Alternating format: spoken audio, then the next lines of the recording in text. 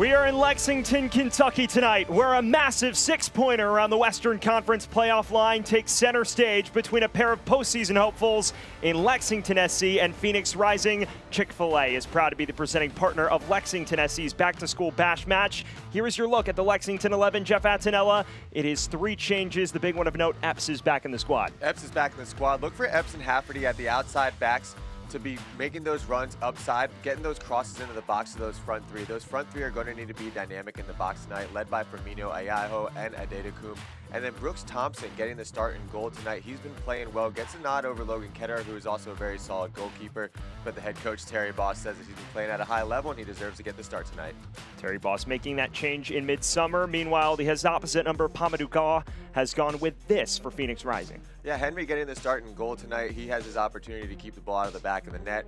Riso, the normal midfielder, gets his second ever start at that outside back spot due to the different injuries that this Phoenix Rising team has. Okelo slots back into that midfield. They're going to play that 3 in the midfield tonight, while Quelo and Dennis get themselves higher up the top. Look for them to be out wide a little bit more, applying a little bit more pressure than they've had in games before. Should be an interesting setup. Tristan Henry is between the sticks after Phoenix concedes 9 in its previous 3 matches. It is a pair of sides looking to stabilize their form here. Lexington right now just 3 points south of the playoff cut line. They take on a Phoenix squad that just has a 2-point cushion in 6th in the West. It is really all to play for in the home stretch of this USL Championship season. Well, and that's what makes this league so much fun, is that any team can win on any given night, and everything is so tight in the Western Conference that 2 different results, especially when you're playing these conference games, it's a 6-point swing. You're talking about a Lexington group where if they get the win tonight, they can have a little bit more momentum going into it and things look a lot more exciting. But the same can be said for this Phoenix group. So especially into this back half of the season, the more that these games are getting played in conference, the more that these 6-point games are on the line, just the more exciting this league gets, because it really is anybody's race right now. Sam Goldfarb alongside former MLS goalkeeper Jeff Attinella. You said it best, partner. This is the best part of the season. Everything to play for both of these sides who started the season in rocky veins of form, but have both started to stabilize to a degree and have put themselves in a position to contend for playoff. Phoenix Rising, USL League One into USL Championship this year, overhauling the squad, early growing pains, but after a 4-match win streak in the early stages of summer, Terry Boss with renewed hope for his squad. There is your look at the new introduction between the sticks in Tristan Henry. He is in place of Patrick Rakowski after, as we mentioned, Phoenix battling some defensive issues the last few weeks. Will be Phoenix to get us underway in the red strip with the white numbers. They'll be going from right to left on your screen. And on the other side of things, Lexington, the dark green kits with the green numbers going from left to right. Our lead official is Alyssa Pennington getting set to get us underway. Fantastic kit combination here. I like the way that both these kits look. It's a great combination. Very appealing on the TV screen. Definitely. Although I'd say the Lexington kits are a commentator's dream, aren't they? Yeah, I like them.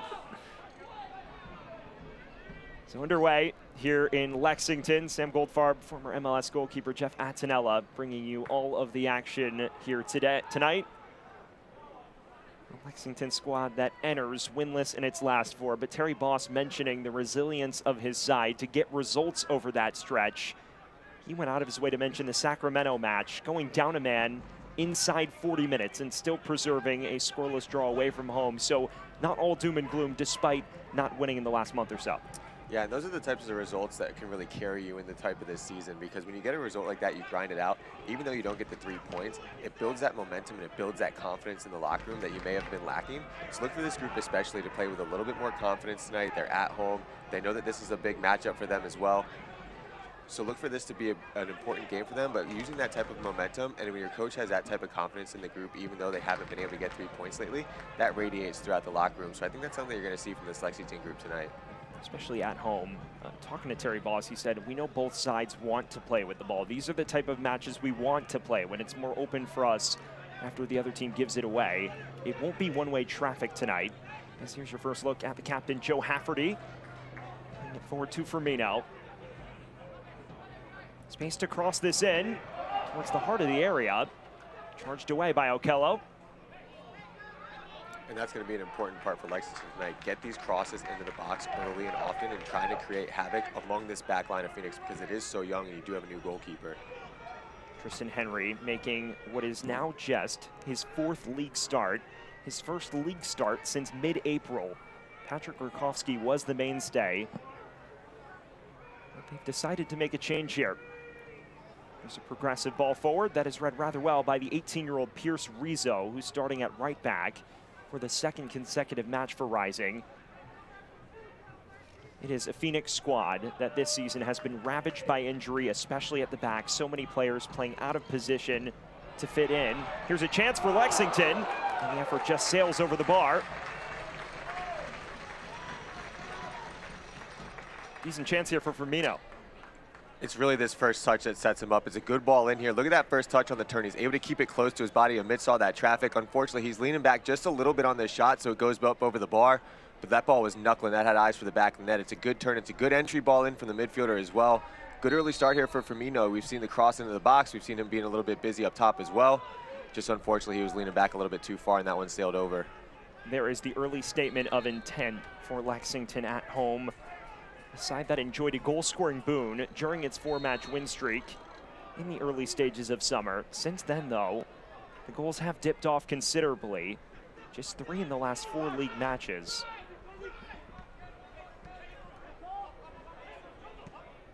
Okello. Now for Mella.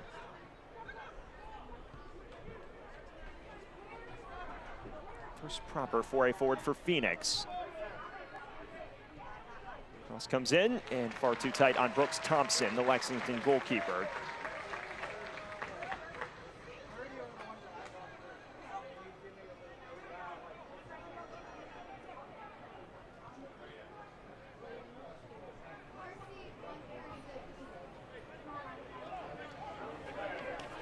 Well, Jeff, an interesting situation for Lexington, making the change to shift to Brooks Thompson a couple months ago. You yourself, you know Logan Ketterer, a pretty quality keeper, and Terry Boss mentioning it is neck and neck between the two. Well, that's the life of a goalkeeper right there. Sometimes when somebody gets their opportunity and they're playing well and they're playing at a high level, the way that Brooks Thompson has been, it's tough to take him out of the lineup. And that's kind of like similar to a quarterback in football, right? The player's playing well. There's only one person that can be on the field. You're getting that consistency. They're playing at a high level.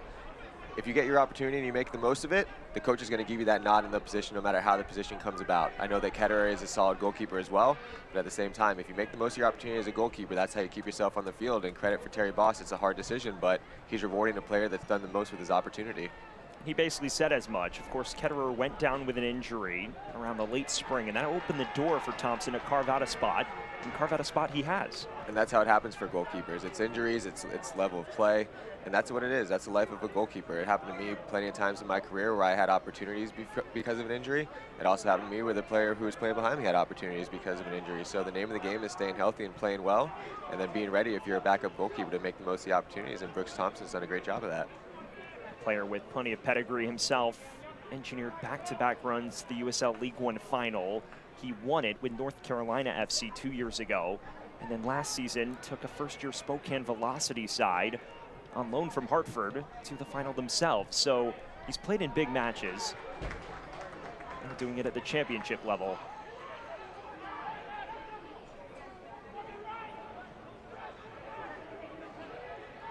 I like what he does there as well, just playing simple. When you're playing well as a goalkeeper, you don't need to force anything. Just play simple with the ball. You can drop yourself a little bit deeper. Nowadays, goalkeepers want to play so high and so connected. A lot of teams like that. But if you're in a comfortable spot, drop yourself back a little bit the way that he does. Play simple, connect with your outside back, live to see another day. That alleviates this Phoenix pressure. They are flying their numbers high, but the goalkeeper does a good job of settling the game there. So often you see goalkeepers want to get involved in the build-up to the point they make a mistake. Almost keeping it simple's a better approach. That's the way that the position's going nowadays, where the goalkeeper needs to be able to play with his feet, play in between those two center backs. You see Henry doing it here. He's playing a little bit higher as opposed to the goalkeeper on the other side. The game is going that way, but there's also nothing wrong with keeping it simple sometimes and living to see, the next play, making sure that you're not making those mistakes in the back.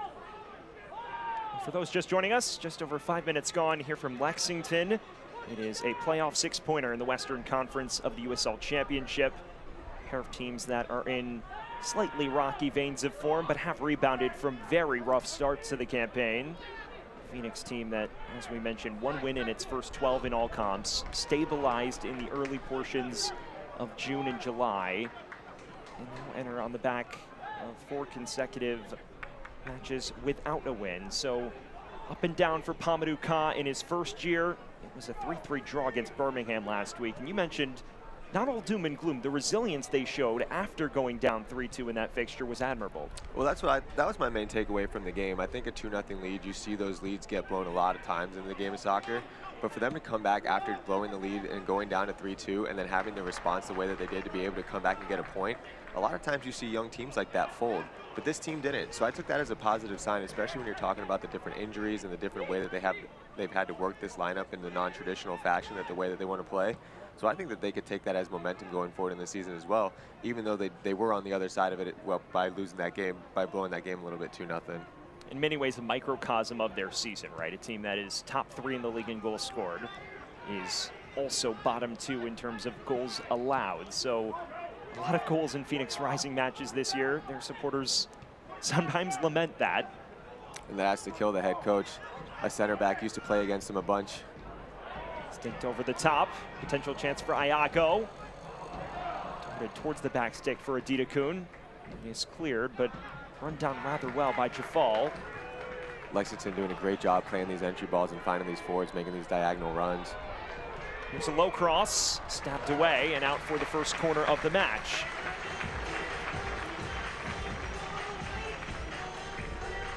You're watching it early here from Lexington. They're making these runs, they're getting behind this back line, dynamic runs, and all their runs are at an angle. You see them trying to find the gaps in between the defenders. That was a great latch stitch defending there from Phoenix there as well, because that cross was coming in, it's low, it's dangerous. If the center back doesn't get a foot on it, that could be a lot of trouble. Fans, today's Lexington SC corner kicks are presented by Commonwealth Credit Union. The first of the night for either side. It does not clear the first line of defense. Isan Sako there to intervene. An opportunity at the second time of asking and an early set piece for LSC. And Lexington has just been on the front foot so far in this game in the first 9 minutes. They're first to every ball. Look at this ball here. It's a 50-50 ball, good effort. First to the ball, it's a quality touch, and now we have a set piece in a very dangerous spot. If you're the Phoenix side, you want to play this a little bit as much like a corner as you can. But for this Lexington group, they're good on set pieces. Look for them to mix up their runs. Try to find one of these center backs or one of these midfielders who are hanging out here on top of the box. 2 in the vicinity of this free kick. Almost a makeshift corner in some respects. Both coaches emphasizing set-piece defending as imperative, although Terry Boss did it more with us this week. Driven towards goal, and it nearly crept in the far post. That's a dangerous ball into the box there. You need that runner on that far post for that tap in. As we get another look at it here, look at this ball. It's driven right across the box, right along the outside edge of that wall. Fantastic ball. You have to have that runner. I think it's Firmino on that far post. You have to have that runner try to get a touch there. It's a great ball in. Just not enough traffic for the Lexington side. It's now time for our Toyota keys to the match. Jeff, what do you have for us? So for Lexington, exactly what we're seeing here early on. Continue to be relentless in the attack. This is a Phoenix side. They give up a lot of goals, and if Lexington has the ability to stay on the front foot, press the way that they have, turn them over, and keep attacking throughout the course of the game, they're going to have success. And then on the flip side for this Phoenix group, we talked about it in the coach's call, communication and stay organized. This is a group, they're playing out of position. They have players playing defense that aren't used to playing there, making sure that you're all on the same page and picking up the runners, making sure that you know where your teammates are going to be so that you can cover for them. The most important thing that Phoenix can do tonight. So far, the communication's been necessary because they've been overrun to open this match. There's a chance brewing for Gibert, former Clemson Tiger. Back for the French midfielder Jafal. Firmino arcing this to the back post, and nobody there to greet it. Fans, LSC fans can visit lexsporting.com to get your latest Lexington SC news, merchandise, and discounted ticket offers. That's lexsporting.com. We talked about it in the open as well. Look how high they're getting the Lexington back line. They're pressing high. They're getting the back line involved in the attack. That's the benefit of playing that 5 in the back. They're able to step these numbers high, and Phoenix really hasn't had the opportunity to even maintain any type of possession because there's so much pressure underneath of them. And when the ball turns over, it's almost like they need to catch their breath every time. As we get another look at it here, playing high, keeping Phoenix pinned into this back early in the goings. There's no way out for Rising in the opening stages. This is a Phoenix team that we're used to seeing boss the ball for large spells at times.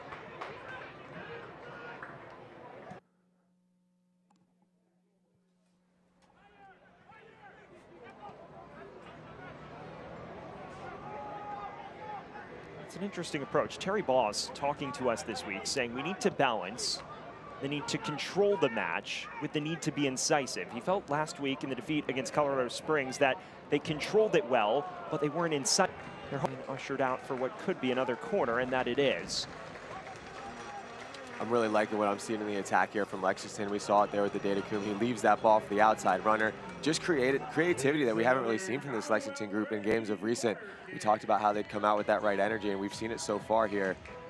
It's shifty work from the forwards. They're making these diagonal runs. The overlapping runs are there, really just pinning Phoenix on their back foot. Today's Lexington SC corner kicks are presented by Commonwealth Credit Union. This is a short corner. Floated in once again, and that will not trouble Tristan Henry or anyone in the red kits of Phoenix Rising. Yeah, a little bit too much on that one. On the subject of Lexington, a side that went to Colorado last week, the defending champs, very difficult place to play. They fall behind 2-0 inside 40 minutes, and while Medense was able to pull one back, ultimately things unraveled late. Terry Boss saying defending. Things, especially when you're playing against a team like Colorado. If a team like Colorado, you're going to play them on the road, you want to be beaten in the field of play, not set pieces. Maybe something brewing for Phoenix here. This is Quayshow. Quick ball forward to Formella. Gibert beats him to it.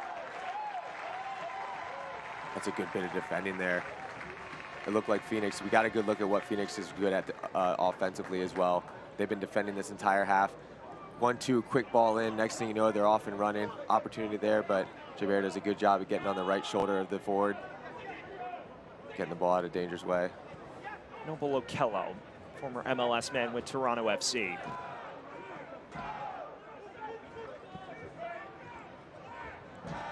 He's a dominating presence in the midfield as well. He's been missed for this Phoenix team. Missed over a month with injury. Good to see him back in the lineup. 6'5", very intimidating presence. Very intimidating presence. When you talk about set pieces, that's a weapon on set pieces that Lexington's going to need to be aware of. Someone who has featured with the Canadian national team. He did so in 2020 during his time with Toronto, as Quayshow wins a set piece for Rising. I like how Quayshow comes back and checks into this ball. Phoenix hasn't had a lot of joy on the ball tonight, so if you're a forward, if you're an attacking player, come get the ball. If you're a creative player for this team, if the ball's not finding you, you come and find it, you draw that foul. Hebert does a good job here tracking the forward running, but you draw that foul, you maintain that possession. Good job there from the Phoenix attacker. Finally is starting to establish a possessional foothold after they were on the back foot for much of the opening 10 minutes. Well, in soccer, it's crazy how one play can kind of swing that momentum, right? Lexington has the ball, they're pressing. Phoenix can't get out of their own half. There's 1-2 passes. Next thing you know, Phoenix is in the attack, and since that play, they've had the ball. They've been on the better foot. So just a fun swing in this game, and I'm sure this is going to be a tightly contested game where we see those swings of momentum consistently throughout the 90 minutes. Both coaches said to us, almost verbatim, we know that both of us want to play with the football, so it should make for a very entertaining clash of two teams that are unyielding in their approach. There's the center back, Pop Marboy, and now Asenge, the duo for Phoenix. It's really the first time we're seeing them start together. Pop Marboy, the captain, missed large spells with injury. While he was out, they added Axel Asenge for reinforcements from Ventura County FC. It is a Phoenix team that, we've already mentioned it, defensively so banged up. The likes of Colin Smith out tonight. They've been without Traore for long spells. This is a team that has had to cobble it together all year at the back, and now playing an 18-year-old at right back, as this is chipped towards Sacco, who is offside. That's the right idea, though, from Phoenix. You draw this Lexington team out. They're passing the ball around. Phoenix is moving the ball from side to side. Lexington continues to come out with that press. Sacco makes that run in over the top. Just a little bit offsides, but I like the idea when you see your forward 1v1 with a center back. Hometown fans, why go far when in the best day is right here at home? Embassy Suites Lexington Green is your go-to spot for a weekend staycation, a night out, hosting meetings and events, or out-of-town friends. Local, loyal, and always game day ready. Embassy Suites. Beyond the opening quarter of an hour, still no score between Lexington and Phoenix. And a 6-pointer around the Western Conference playoff line. Sam Goldfarb, former MLS goalkeeper Jeff Attinella on hand. Lexington opened on the front foot. Phoenix starting to establish some semblance of control over this match.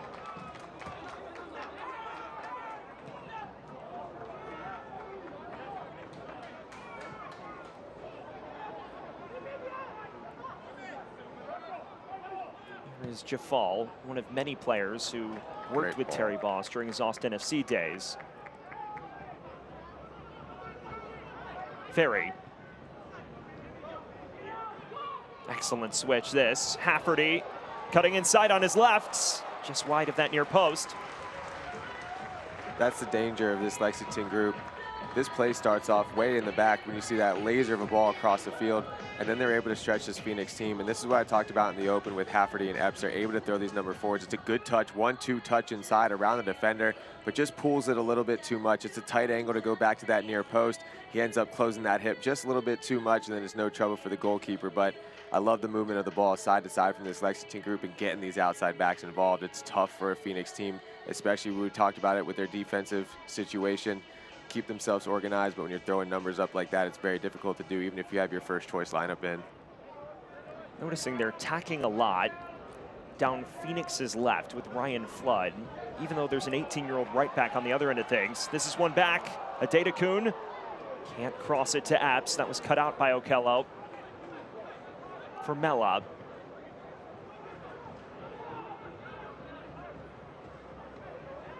Good patience here from Phoenix.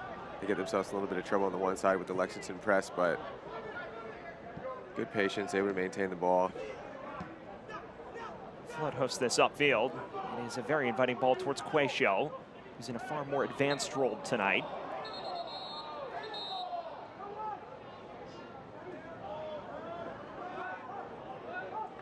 Again, we're seeing this from this Phoenix group. It's that patience in the back, moving the ball side to side. That Lexington defense, the midfield, they all step up. They want to press. They want to try to win that ball. And then it's been Quacio and Sacco making these runs in behind. You see them 1v1. They're drawing fouls. They're able to create those 1v1 situations to get to the center back. Good balls from the back line. After that, Lexington group is drawn out. And now we have a dangerous set piece opportunity here for this Phoenix team. Remember, this is a Lexington side that last Friday conceded twice off of set pieces. Those were 2 of the 3 goals they conceded in that defeat against Colorado Springs. Already see a little bit of shoving here on this back post. Just something to keep an eye on. Dennis stands over it, hooking it in. It's an inviting ball. Senge got to it. Falls for Sacco! Just wide. Oh, you could tell. You could tell that Brooks Thompson, the goalkeeper, full spread on this one. It's a good ball into the box on the set piece. And Phoenix does a great job here of recycling with the second ball. They're doing the first one. The ball clears out, and Sacco with a full volley. You can't hit it much better than that. He's leaning over the ball. Lots of traffic. Would have been tough for the goalkeeper. Thought it had eyes for the corner, but ends up just pulling it a little bit wide. Good battle there from the Phoenix team, especially when you're talking about what they're doing in the box. It starts off with that dangerous free kick. And Sacco almost pulled out a wonder goal that we would have been talking about for goals of the week for the USL Championship this week. Menacing knuckle on that. That thing was moving. To hit that ball in a full volley with that type of traffic, off of his foot, I thought it had eyes for the side net, but he ended up just pulling it just a little bit too far. And I think the way that Brooks Thompson dove, he thought he was going to that side netting as well. As a goalkeeper, what goes through your mind when you see someone hit it that sweetly? Please go wide, please go wide, please go wide. Especially when you know it's going to a side where you dive and you push and you know that you can't get there, all you're thinking is, please go wide. Fortunately for Brooks Thompson, it did go wide. Here's Flood. It's been an early target for Lexington's attack. And now Zion Emmers, the signing out of Romania. Takes a deflection. And out for what appears to be a rising corner. Dynamic run there from Emmers, especially with that first touch. He's 1v1, he's able to flick it over the outside back's foot, continue his run in, draw a corner kick when really Phoenix had nothing going on besides Emmers just up here in the attack. It's their first corner of the night, midway through this first half.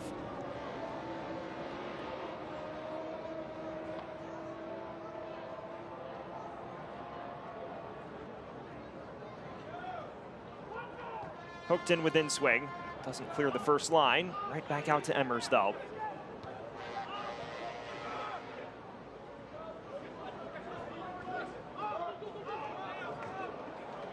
Quayshow.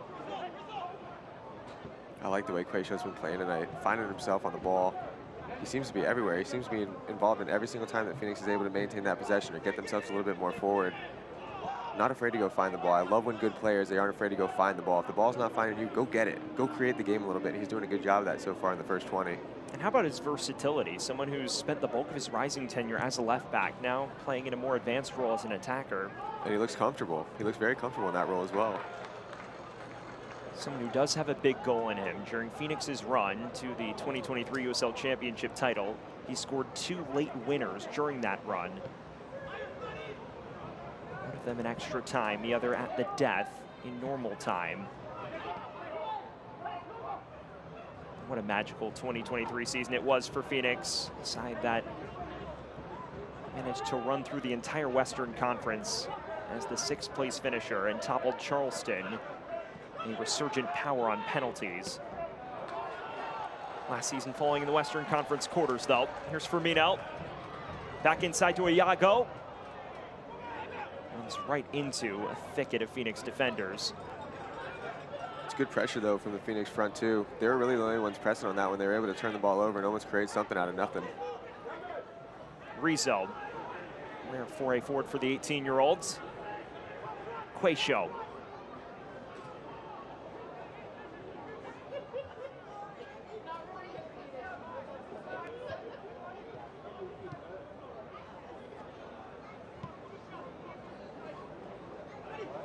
Ebbs and flows in this one so far, partner. Yeah, absolutely. But that's what you expect in a game like this. Lexington was the better team in the first 10 minutes. Phoenix settled the game down as their visiting side. Just calmed themselves into this game. There's an inviting cross in, and far too tight on Thompson in the end. It's a good starting position there from Thompson. Something that only a goalkeeper like myself would appreciate and recognize, but it is a good dangerous ball. It's a good dangerous ball in. If Thompson's a little bit further back on his line, the forward would have had a better shot, but a good starting position, catches it calmly. It's a good spot. Something someone like me would appreciate. Always appreciate the little nuances of the game. Exactly. When you try to teach it to people and then you see it happen in real life, you like to see it executed. Goalkeeping extraordinaire Jeff Attinella. Only did it professionally for a long time. Midway through this first half, and at the moment, neither team with too many glaring chances. We saw Firmino fire over the bar early, and then moments ago, Sacco on the half volley just sprang it wide. Otherwise, though, a feeling out process. Here's Hafferty, curling it towards the back stick. And it does run all the way through for Epps.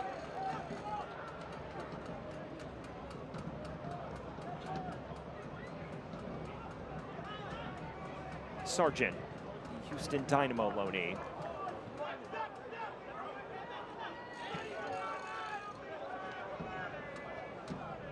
Firmino.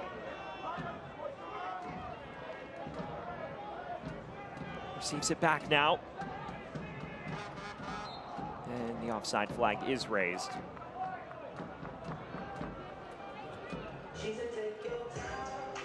Fans, be sure to join us at Lexington SC Stadium this Monday, August 11th for our first open training session presented by Assured Partners. Get your 2 favorite teams in action as they part in various skills challenges. Be sure to stick around after the training to get your LSC gear signed by both our men's and women's teams. Gates open at 5:45 p.m. and programming will run until 7:30 p.m. We hope to see you there. Emmers. This is Derek Formella, unable to pick out Isan Sacco, who's been left on an island for large spells so far. Iago. There is Noble Okello to break up the action. That's what his presence is, a little bit more defensive-minded. That's what you like to see, especially if you're a center back. You'd love to see a defensive center mid who's able to win those balls, cut out those dangers, cut out those passing lanes. It just makes life easier for everybody on the back line. An interesting undercurrent in this match. Okello is playing against his former teammate in Nick Firmino, both of them with Atlanta United 2 last year. So I wonder how that contributes to the backstory of this clash. When you're playing against a former teammate, does that influence the way you prepare?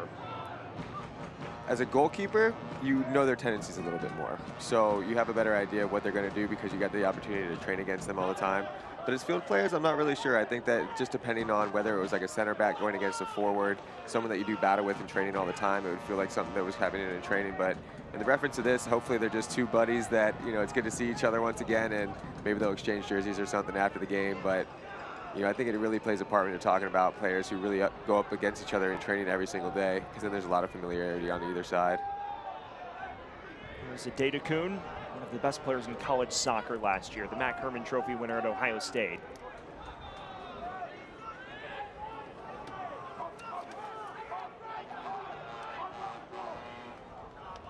We approach the 30-minute threshold.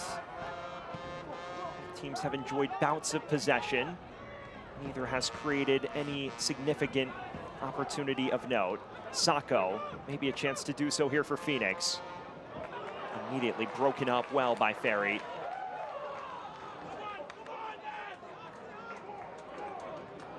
Talking to Terry Boss, he mentioned Blaine Ferry after making his first start last week against Colorado Springs as a potential star for this Lexington side. Someone who joined after spending the first half of the season as a free agent, but stepped into the side and didn't seem to miss a beat for Lexington last Friday night. So he's definitely someone to watch for Lexington supporters. Adeta Kuhn.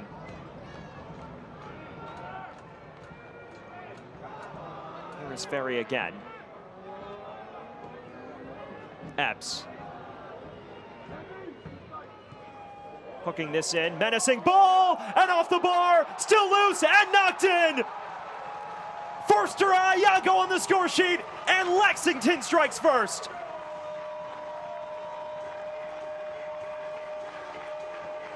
I'm a fan of the goal, and I'm a fan of that celebration.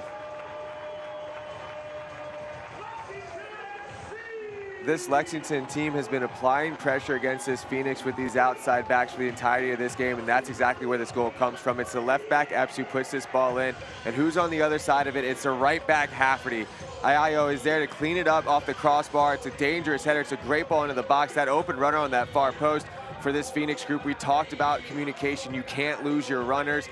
Lexington doing a good job of throwing those outside backs forward, and then it's Hafferty off the bar, and then the big man's there to clean it up. You see the dance, you see the celebration, you see what it means to this Lexington group. A well-deserved goal, because this is a team that's been applying pressure for the majority of this 30 minutes, and it's a good job there from those two out wide, getting themselves forward, and then the big man cleaning it up. Forster Iago, one of the many MLS loanees on this Lexington side, and look what it means to him. I like it. I like the dance. I might have to try that one. You know, the next time that I see myself dancing, that might have to be the move. I like the celebration for that. Iago striking his third league goal of the season, fourth in all comps since joining on loan from Real Salt Lake earlier this season. Someone who opened the year with Real Salt Lake after being selected by RSL in the MLS re-entry draft. And what a fit he has been for Lexington, taking over the starting center forward role and scoring yet again for LSC to open the scoring in this fixture. And give him a lot of credit. I talked about the cross and the dangerous ball into the box, but off the crossbar to settle the ball like that in that type of traffic and end up finding the back of the net, that's not an easy thing to do.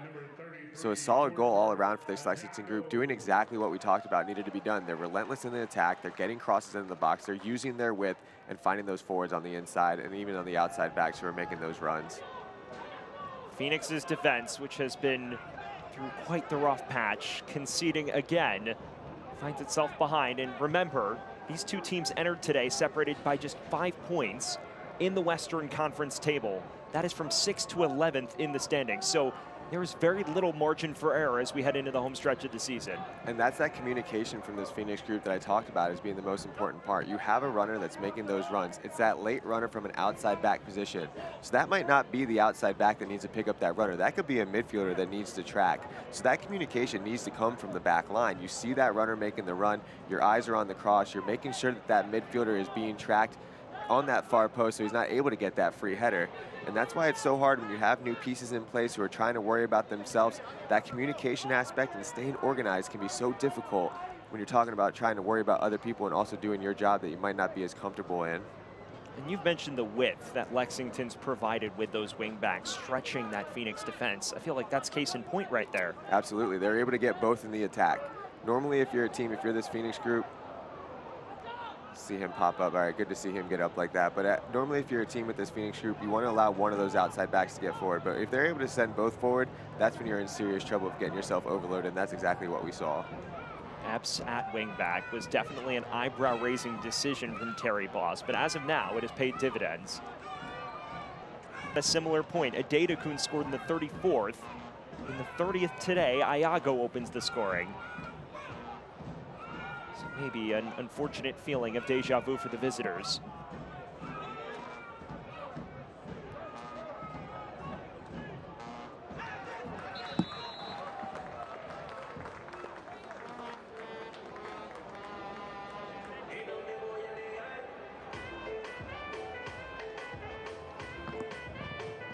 .86 degrees out here in Lexington. A quick breather and a chance to check in with both our coaches. Terry Boss, the head man of LSC, his first season.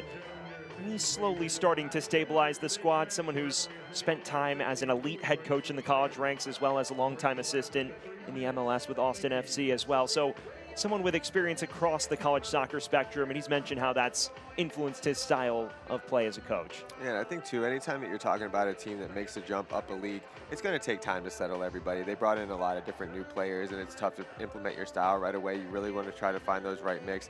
It takes time to gradually build into that. We've seen them go on good stretches in the summer, but now they're starting to steady the ship a little bit. You're starting to see them play a little bit more consistently the way that they want to. So he's done a good job as the leader of this team to get them playing the way that they need to, especially when you're talking about the jump that they've made this year. Side that overhauled its entire roster ahead of its jump to the USL Championship. And let's get a look at the difference-making moment. Forster Iago opening the scoring after just 30 minutes. Boy, it's such a dangerous header there from Hafferty as well. But look at this control off the crossbar. The ball comes off the crossbar. It's that first touch. Sets himself up away from the center back who does a good job. Henry almost makes a save here, diving backwards, but it's a good ball in here from Epps. He's able to cut it into his favorable right foot. Plenty of time to play that cross in. And then when you're talking about Hafferty, good redirection. And then dance, young man, getting golazos, having fun. That's what you like to see out of this team. It's a well-earned celebration and a well-earned lead for Lexington.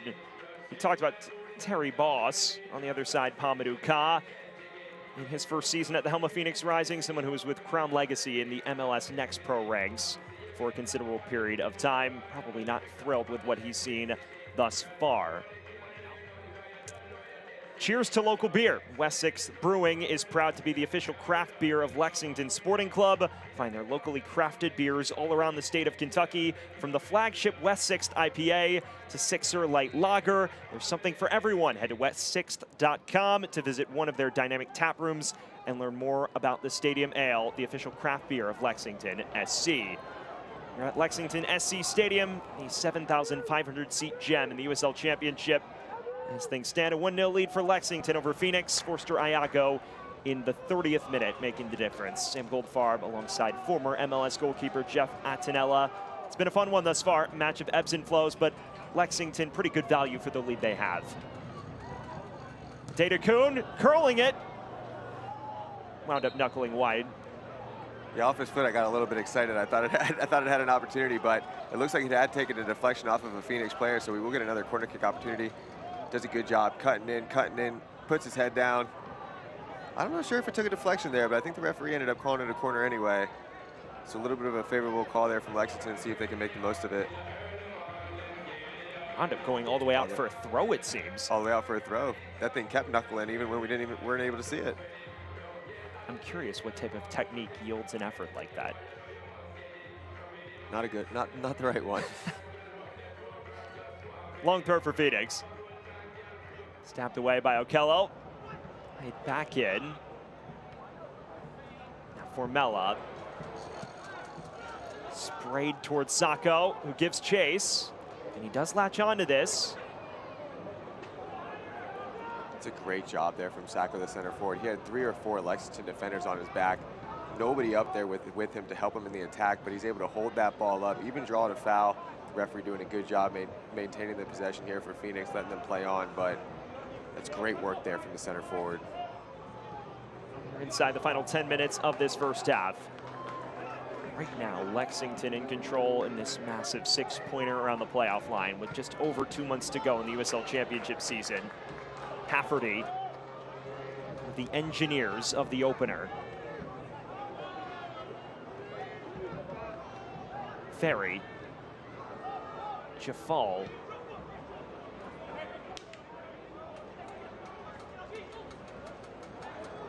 Hafferty inverted now. Jaber.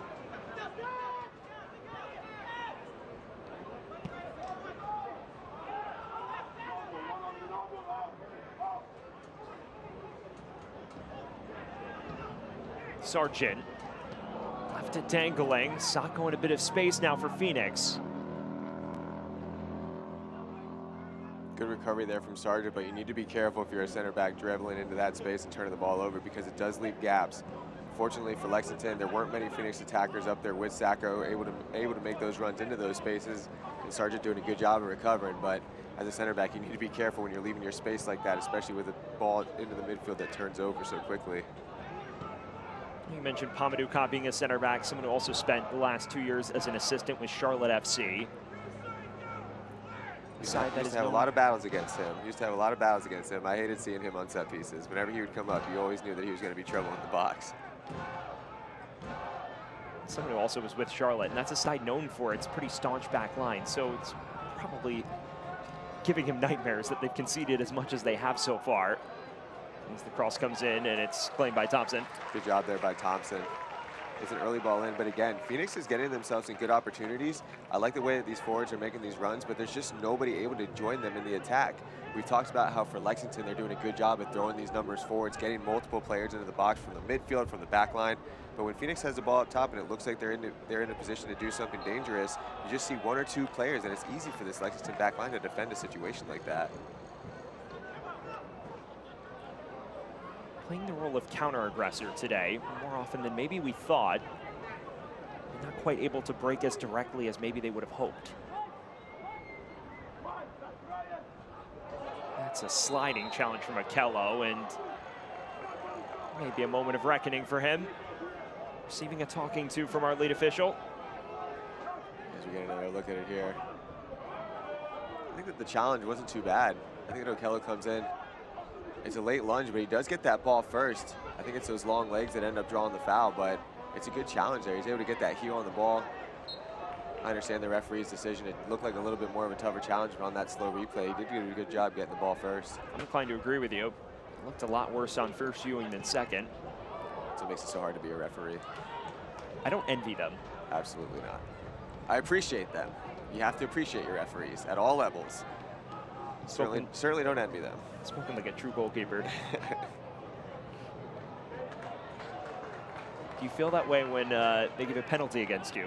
If it's deserved, yes. If it's not deserved, then I would get a little bit frustrated. They do have a tough job, though. Everything's happening so fast. Very thankless job. Absolutely. Inside the final 5 of this first half. The lone goal scored by Forster Ayago in the 30th minute. Lexington has been on the front foot for large spells. Phoenix just trying to stay afloat here.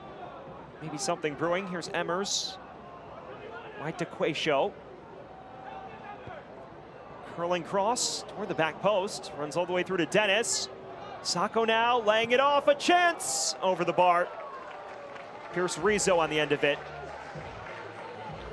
Rizzo, he finds himself in a good spot, just leaning a little bit too back here on the finish, but this is the first time that we've really seen Phoenix able to get multiple numbers into the box. We've talked about it. They haven't had these numbers. Sacco doing a good job of finding Rizzo, that late runner, but he's just leaning a little bit too far back here on the finish. But that's what we need to see a little bit more from Phoenix. Get those numbers high.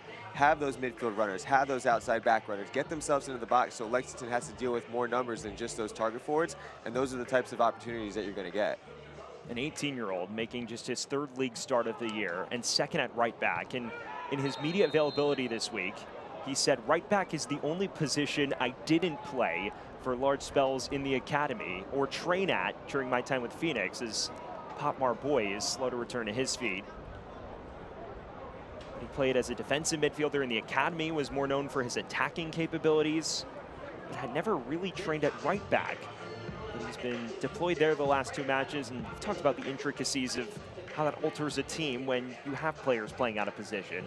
Yeah, it can be challenging, especially because we talked about the different things that defenders need to do. They need to organize, they need to communicate, but when you're playing out of position, you're really focused on your own individual job, so you're relying on your center backs to help guide you, and you're relying on your teammates to help you through those situations that you might not be as comfortable in normally. There's Quayshow. Had a bright opening 15 minutes or so. Since then, his influence has waned considerably, largely due to the fact that Phoenix has had almost none of the ball for large spells. There is your look at the 18-year-old. Just start number 3 in the USL Championship. Has not looked out of place. Forward for Mella. Late intervention does the job. A very well-timed tackle that was. It's a good bit of last-ditch defending, but you're seeing Phoenix getting a little bit more dynamic in the attack. Getting those numbers higher. Rizzo doing a good job there, getting himself forward, finding those runs in behind.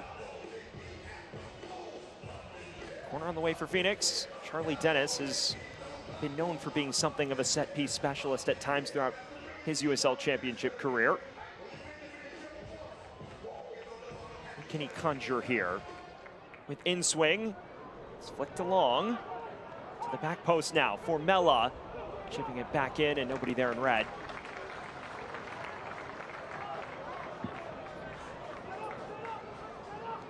Fans, visit lexsporting.com to shop at the Lexington SC Team store, your one-stop destination for all of the latest LSC gear and official merchandise. Purchase kits, scarves, hats, and more to show off your club pride. That's lexsporting.com.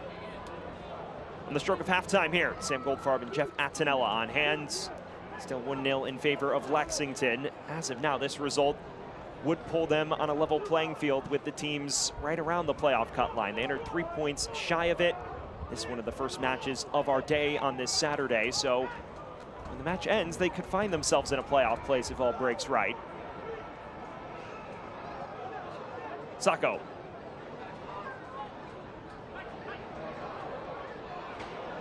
Sent tumbling, and a free kick on the way for Rising. I love what Sacco's been doing so far in this game. Even when he's alone with 1 or 2 Lexington defenders, it seems like every single team is either still able to create something. And if you're Lexington on the flip side, those are situations that you just can't foul. There's no danger there. Keep his back turned, be a little bit more patient, let him dribble himself into a little bit of trouble. But now they're in a dangerous set piece in a spot where late in this first half, Phoenix could have a little bit of joy here. 3 minutes of added time separate us from intermission. Charlie Dennis, another crack at things, this time from the opposite flank. And who produced the thrilling late equalizer against Birmingham a week ago. On a cross that was turned shot. This towards the back post. Flicked out of danger by Lexington in defense, and a foul at the end of that interchange. Just a little bit out of control here as we see the attacker comes flying in. Got hit a couple times in the body, but you see he's just nudged here. He comes in a little bit out of control. Seems like everybody's okay, but could have been a dangerous situation there. Looks like Gibert is slow to return to his feet. There is Terry Boss. We got to speak with him this week. He's talked a lot about how he feels. The performances have still been very strong. We mentioned it earlier in the broadcast. The key word from him, the buzzword from him, if you will, is balance between dominating matches and controlling matches, and also being decisive with the ball. He said that during their win streak, he felt they were more decisive than dominant. He feels the last few matches they've been more dominant than decisive. Here today, maybe a nice blend of both. They lead 1-0. They've definitely dominated the ball for large spells. And they've been pretty decisive as well, so I think that you're seeing a little bit of a balance there. And I understand his points, because sometimes you want to maintain the ball, but you want to make the right decisions when you have the ball. And if you aren't making those right decisions, that can get you in a little bit of trouble. But tonight, I think they've done everything the way that they wanted to play so far in this first half. He has to be happy, but again, just because you do something through halftime, you need to keep your foot on the gas, you need to regroup, you need to recognize what Phoenix has been doing. On the flip side, Phoenix needs to make their adjustments. And I think that so far from what we've seen from this first half, if it's anything like the first half, the second half will be very entertaining as well. Terry Boss, someone who credits the likes of Siggy Schmidt, Juan Carlos Osorio, and Mark Steffen for being his primary coaching influences, 3 coaches that he's all been exposed to during his time as a player. As a coach, quite accomplished, and the college ranks guided Oregon State to #1 in the country in 2021. Closing stages of this first half, maybe one final foray forward for Lexington. Firmino looking to switch, and does so quite well. Epps, Adedokun runs into a thicket of red shirts, and the chance seems to be lost.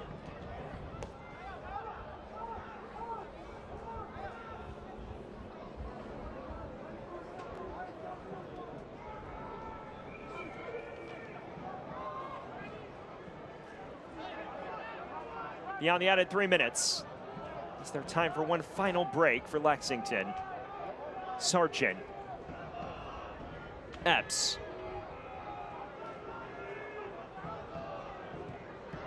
towards goal, just wide, and that is where we leave things.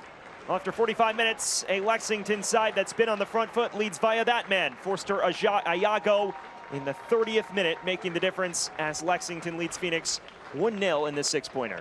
Like you said, Lexington doing a good job. They had the lead here in this game. I do think Phoenix did a good job there late in the first half, recovering from the goal that they gave up, doing what we talked about, throwing some more numbers forward, but you have to give Lexington credit for the first half they had, and I think it will be an exciting second half as they make their adjustments. Well, after one half of play, it is Lexington SC that leads 1-0 in this 6-pointer around the Western Conference playoff line. Still plenty of business to take care of, though. Halftime when we return, a look around the USL Championship. Stick with us on ESPN+. Race to the top. You're on. It's time to power up your old checking account. That's why Commonwealth Credit Union created Power Checking. This incredible all-in-one account powers your spending, and with built-in high-yield savings, grows your balance at the same time. No minimums, no limits, just unparalleled benefits. Raise it back down. So kick it up a notch with Power Checking, only from Commonwealth Credit Union, the official credit union of Lexington SC. Lexington is the Kentuckiest place in the world. Just look at it. It's by far the bluegrassiest, the bourbonist. See? The artsiest, and hands down, the horsiest. Oh, look, that one has a baby. I don't know why you would look anywhere else. Looking for the coolest, most Kentuckiest getaway? Look at Lexington. Who is Lexington Sporting Club? We are the professional soccer team in the heart of the bluegrass. From our Youth Academy to the Women's Super League to the Men's USL Championship team, we're building the future. From every corner of Lexington, we are united under one crest. This is your team. This is your community. Together, we are creating our story and leaving our mark. This isn't just any club. It's a club to call your own. Get your tickets today at lexsporting.com/tickets. We live with you, build with you, grow up with you, and dream with you. At Central Bank, we belong to the same communities you do. You're our neighbors, friends, and business partners. And through the relationships we build with you every day, we consistently serve you better. That's what highly personal banking is all about. We start with you. Success isn't a game of chance. It's about making the right moves. Just like Lexington Sporting Club, Commonwealth Credit Union aims to win by helping you defend your goals and keeping your money on the attack. As the official credit union of Lexington Sporting Club, we're empowering success on the field and in your finances with smarter banking options and unbeatable service. Are you ready to take the lead? Then get the home field advantage for your finances, only with Commonwealth Credit Union. Here, we see you differently. Back here in Lexington, we're at halftime. Lexington SC holds the narrow 1-0 lead over Phoenix Rising in this Western Conference clash to begin the business end of things in the USL Championship. And speaking of the business end, this is the crucial stretch of the season for both these teams, and it's a loaded slate for Lexington here. It is a loaded slate, but when we look at the schedule, I think this is a run of games here where Lexington can find a little bit of joy. Away at San Antonio is going to be difficult, but you look at an Oakland team, you look at a Las Vegas team away, they have a new coach coming in, you're not sure what they're going to look like, and then a little bit of a stretch of home games here. So I do think this is a moment where Lexington could make a run, and tonight's result would go a really long way towards that. It's a moment where they need to make a run. Speaking of their opponent, Phoenix right now just above the playoff line. How about these next two matches, Tampa Bay and Colorado Springs, before they finally have some home matches here? A long trip down there to Tampa Bay. It's a hot, humid place, but that's a place where Phoenix is going to be used to playing. But then you look at the stretch of home games, those 3 home games in a row, those are games where you're going to need at least 6 to 7 points out of those matchups, because it isn't an easy schedule here for this Phoenix team. When you talk about a young lineup, this is the type of things that happen. The games just keep coming, so you need to be consistent, you need to try to get your results, and especially in those home games, you want to try to get all 3 points. It's a side that cannot afford to go on a bad run now. The USL Jägermeister Cup quarterfinals also coming up in a matter of a week and a half. And this is what we've got. 7 of the 8 teams are USL Championship sides. But how about Greenville Triumph out of League One sneaking in? They'll be taking on Indy 11 in the quarterfinals. Always fun to be cheering for the teams that are coming from the lower leagues. But when you look at these matchups, it's good matchups across the board. And this tournament's been nothing but entertaining. I think that this is going to be in a really exciting quarterfinal round. And I'm especially looking forward to this Rhode Island Legion game. I think that's going to be a tightly contested one. And Loudoun Sacramento, that one should be flying as well. Loudoun Sacramento, arguably the banner clash of the quarterfinals. We're at halftime. It is 1-0 to Lexington in this massive clash. We will step aside briefly, and when we return, a look around USL Championship.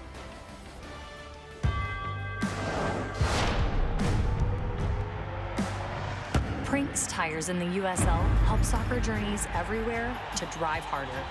From city playgrounds to suburban sidelines, from early mornings to late nights, from fun with friends to winner takes all, from the biggest fan to the biggest heart. And at every turn, Prinks tires will be there for the long haul. Another corner kick, and it's perfect for Tampa Bay! Little one-touch, Avievu. Avievu sets it up, Avievu!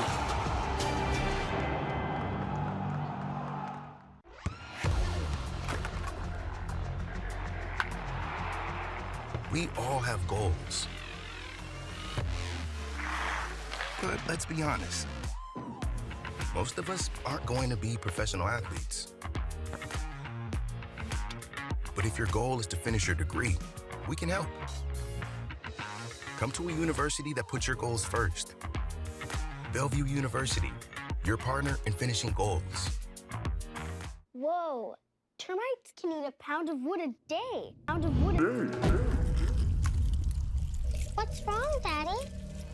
Daddy? You okay? Keep termites out of your home and your head with our premium guarantee that covers up to $250,000 in new termite damage. Before panic shows up, Terminix it.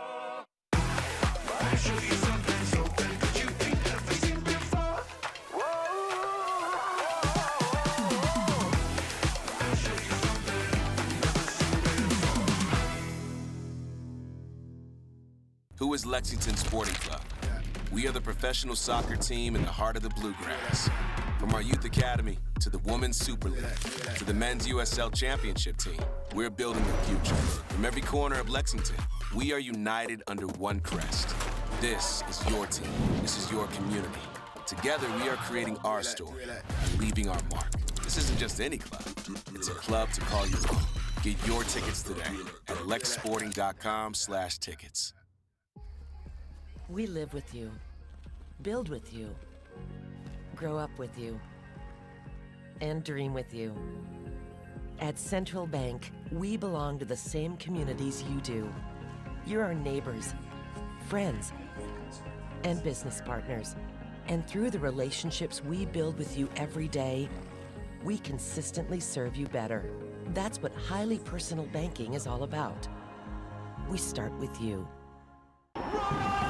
We want to be the loudest people around. We want you to hear where we are at.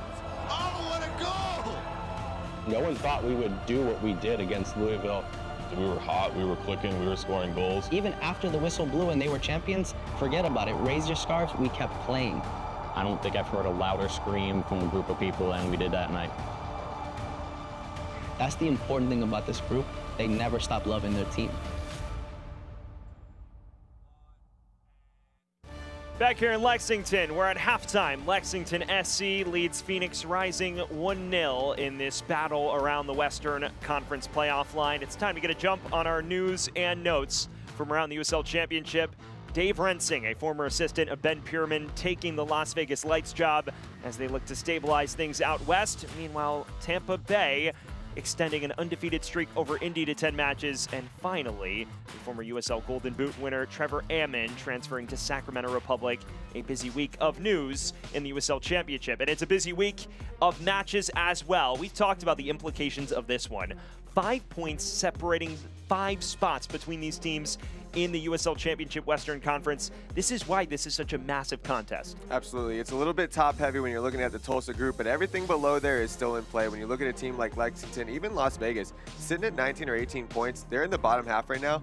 It's not going to do them any favors if they drop games, but at the same time, if they were able to pick up 1 or 2 games where you get those 6-point swings, you find yourself from last place right above the playoff line just like that. So the Western Conference, especially down when you're talking about the bottom lines of it, very tightly contested. That's why this one is so important here. And there are so many banner matches on tap. You mentioned Vegas, and after their coaching change, they have their first match tonight against San Antonio. That could go a long way to defining their playoff hopes, as well as Tulsa, New Mexico towards the top of the table. Yeah, no easy task there for Las Vegas when you're talking about a new coach coming in playing against a team like San Antonio. But like we talked about, they're in the bottom of the West right now, but they're still in it with a new coach. Maybe that revitalizes their teams a little bit. You talk about Pittsburgh OC, should be a good matchup. El Paso versus Miami, that should be an exciting one as well. And then, of course, Sacramento versus Monterey Bay out west would be fun.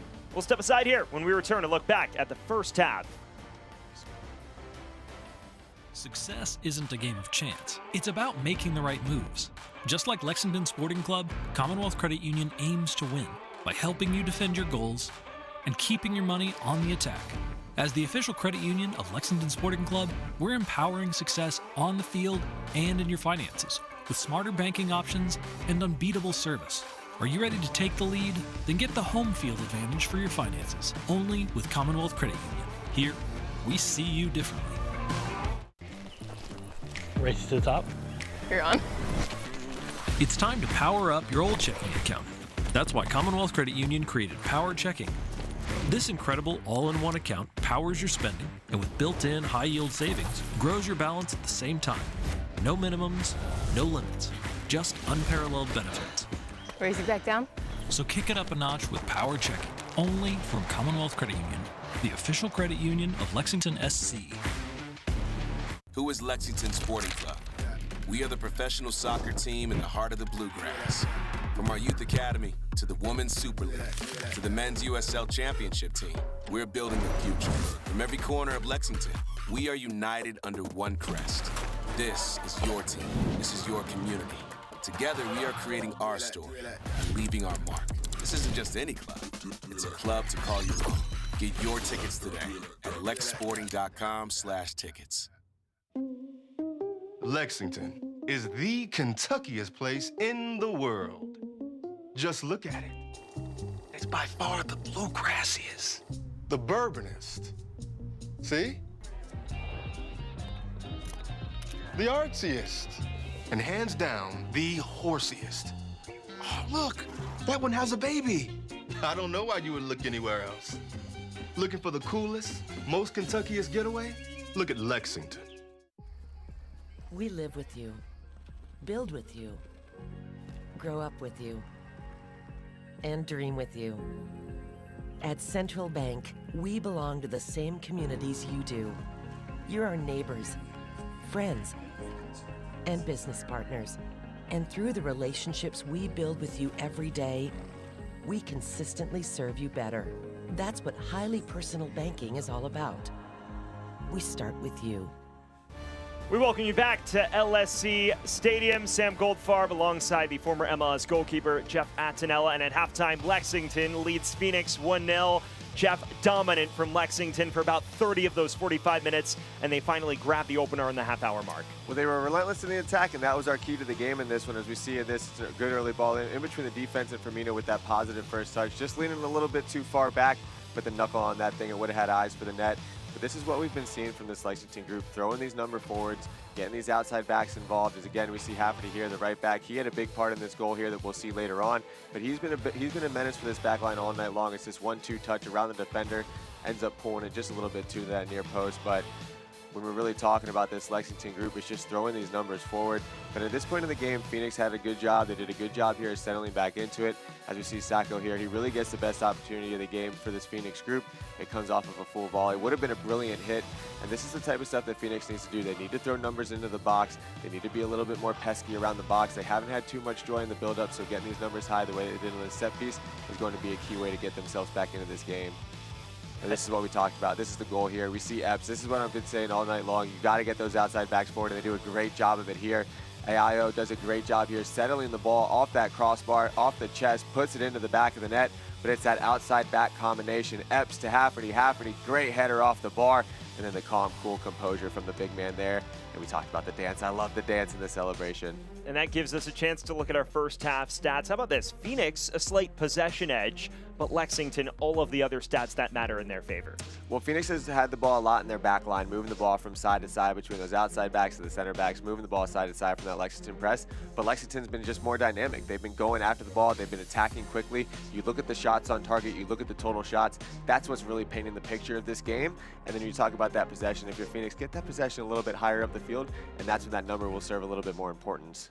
It's not always the number of possession that matters. It's the positioning of the possession. As we are set to get things back underway, Lexington now going right to left on your screen. Phoenix from left to right. Hearing word that Rising has made a change. It is the new signing, Daniel Flores, who joined yesterday on loan from Chivas, the Mexican Giants. He replaces Emil Cuecho on the left flank. So that is first alteration. Pamadou Ka will cave in the chess match first. Surprising on that one. I thought that Cuecho was playing a good game. Surprised to see him come off at halftime. Hopefully everything's okay in terms of health.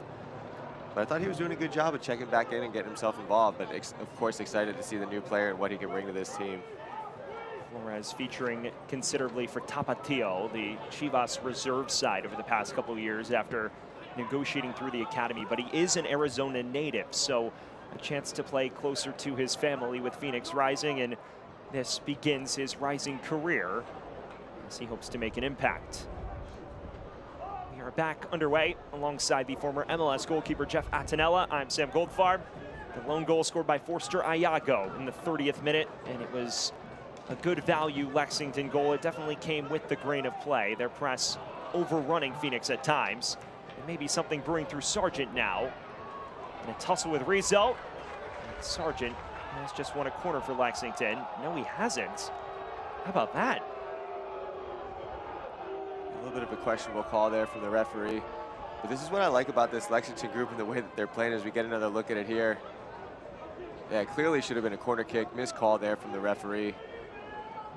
You would have thought the linesman would have given a little bit of help. A little bit more assistance there from the friendly group around her, but that'll happen sometimes as a referee. But we talk about this Lexington group and getting the defensive numbers forward. It's not just the outside backs. That's Sargent, the center back, making the run. Epps doing a good job of covering him so that he can make that run. And that's the type of communication that you want to see out of your back line. Here is Sargent surging ahead again. This time Rizzo equal to it. I almost wonder if they might have pressed Sargent up into a little bit of a higher role here. That's something that we should keep an eye on because he is flying forward in a way that center backs usually don't have the opportunity to do. Dennis looking for Sacco. Turns on the afterburners. One of the brighter performers for Phoenix in what otherwise was a rough first half. And he is stood up immediately by Hafferty. Here's your look at Isan Sacco trying to make an impact for Phoenix. Yeah, it's good defending. Sacco trying to get that ball into his left foot, Hafferty all over it. And then that late foul, that's the one that you don't need to do if you're Sacco. The ball's going out of bounds. Would have had an opportunity for a corner kick, but instead, Hafferty able to draw that foul, maintain that possession for the Lexington group. Pamadou Ka urgently shouting out instructions. He understands the meaning of all of these fixtures. When talking to him, though, he seemed relatively calm with the position they were in. Obviously, still 6th in the West entering this weekend of matches. He said, despite the last 3 matches maybe not going our way, with all of the injuries we faced and all of the turnover, to be where we are is perfectly okay with me. And even though there have been some dull performances in the midst of this recent rut. They haven't necessarily been poor by any means. Well, and especially too, when you're talking about, you see him yelling, trying to instruct, communication is the key. And if there's young players on the field who aren't communicating, sometimes it needs to come from the head coach. But when you're dealing with the injuries, this type of the season that the Phoenix has had, especially when you're talking about the young players that are involved, they're in a good position. It's just about trying to steady the ship a little bit and start putting together some results where you're getting 3 points. Hafferty, cut back this time, falls to the edge of the area. Jafal had a hit and he was well off. Again, good build-up, getting the midfield, getting the outside backs involved. But Jafal here just leaning back a little bit too much on the shot. He tries to bend it, tries to put it to that far post, but it's a challenging shot there from a tough distance. You need to lean over the ball, try to drive that thing. Jafal, the native of Nantes in France, someone who spent time under Terry Boss's tutelage when he played for Austin FC. Most recently featured for San Antonio, though. Terry Boss spending 2 seasons at Austin in 23 and 24. Sofiane Jafal overlapped with him for one of those in 2023. When you look at Lexington's squad, it's a heavy contingent of loanees from the MLS ranks. In fact, one loanee has already scored today. In addition, though, it's players from the next pro ranks that have excelled and impressed Terry Boss, and he's pieced together a squad with considerable investment in it and a lot of high pedigree throughout the side. When you look at it on paper, you figure it should be positioned to contend for a playoff berth. So as we head into the final 2 months, there will be heavy expectations on them to gel and perform down the stretch. The first half is a very positive sign when you look at their potential to get where they want to go. Absolutely. Well, when you play like this, they're dominant defensively. You see how hard that they're pressing. They're not giving Phoenix the opportunity to breathe. Ooh, should be a yellow card here for this one.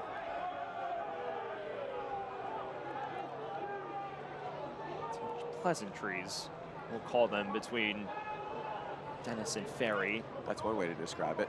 Sargent was involved, actually. That's something that should be a yellow card. Dennis doing a good job. It's smart there from the player. Ferry's a little bit too close to that free kick. Referee opted not to pull the card out.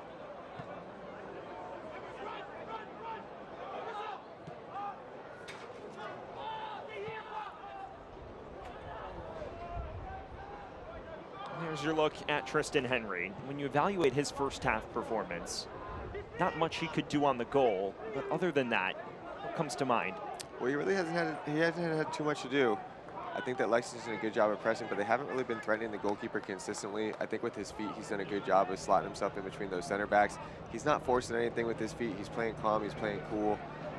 But in terms of seeing how he's performed tonight, he hasn't really been tested hard enough to really get a good read on his performance. Neither goalkeeper has been put under fire for large spells. Brooks Thompson, outside of the one Sacco chance that sailed wide, has rarely been called in action for Lexington. We really haven't had to see that big time save yet, but in most games like this one, I'm sure it's coming. Epps. Inviting cross, stabbed away at the last second. Good intervention by Asenge. And he needed it too. Epps doing a good job cutting it back to his favorite right foot. That's a dangerous ball into the box. Doing a good job keeping the Lexington attacker on his back shoulder instead of letting him cut inside, so he's able to win that ball. But again, it's a dangerous spot here for a corner kick. Kieran Sargent to take. Today's Lexington SC corner kicks are presented by Commonwealth Credit Union. We'll see if Lexington can double their advantage before we get dragged into the late stages of this match. Flashing ball without swing. Flick on header. Charged away by Formella. Jafal negotiating under pressure. Thompson is right there to clean it up. Ferry.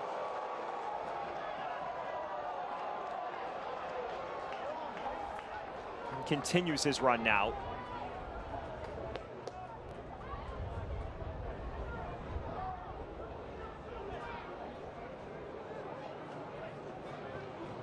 Is it just me, or is there something very aesthetically pleasing when a midfielder just negotiates through a press so calmly? Just calmly dribbling around, takes a big touch, going side to side. No, I appreciate it as well. It's just free flowing. You just like to see it. It looks so smooth.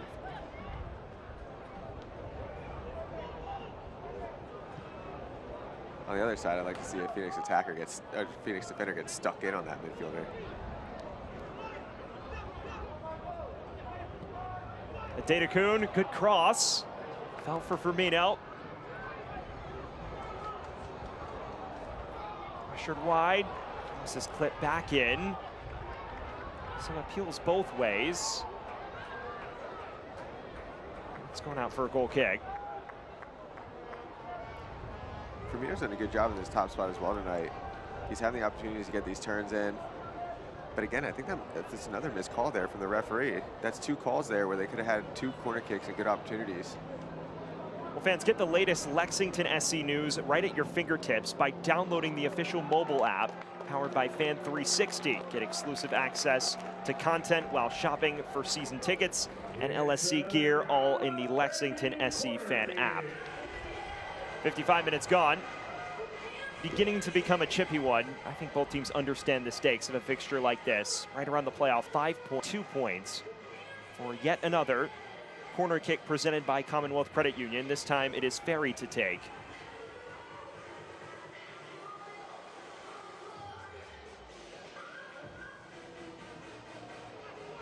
Appetizing. Dealt with rather calmly by Phoenix for the time being. Dennis stabs out of danger.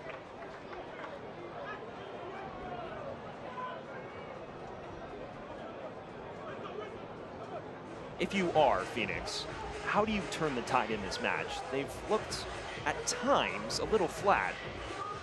Well, I think what we saw in the first half, they did a good job of when they were under this attack like this, they're able to find those runners in behind with that long ball over the top.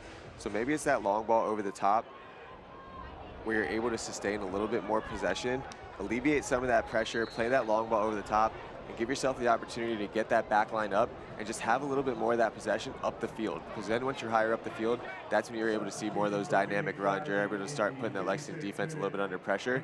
But it's something where it's either going to be a quick goal, you play it quick over the top, you have that opportunity, or on the flip side, you slowly build into it, gradually force Lexington onto their back foot, and then just start building that possession so that you have a little bit more joy on the ball.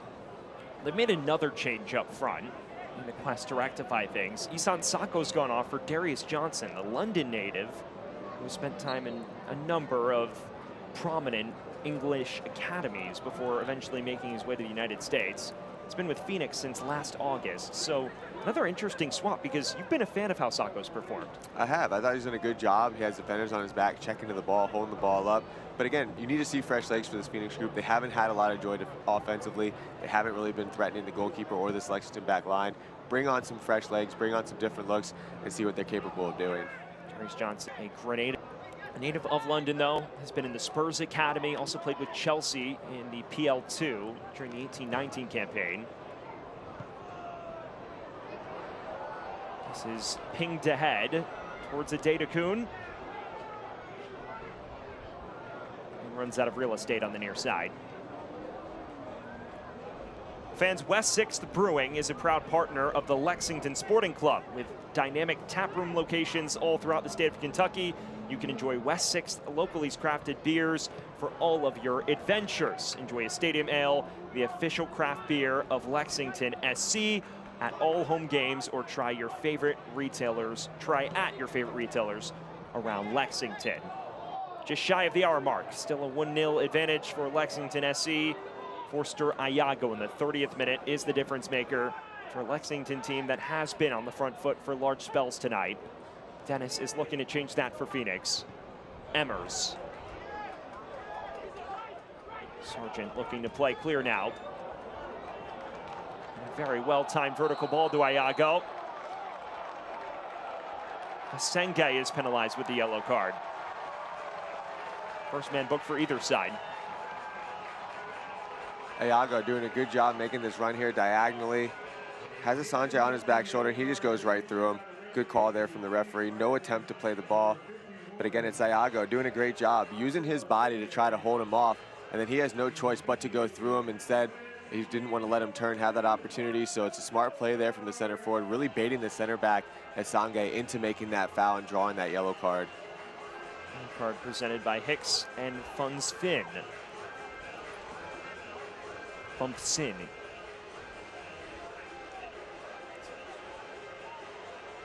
Sorry about that. I won't be attempting it again. Free kick here for Lexington. Datacun. This is inviting. Headed down to Formella.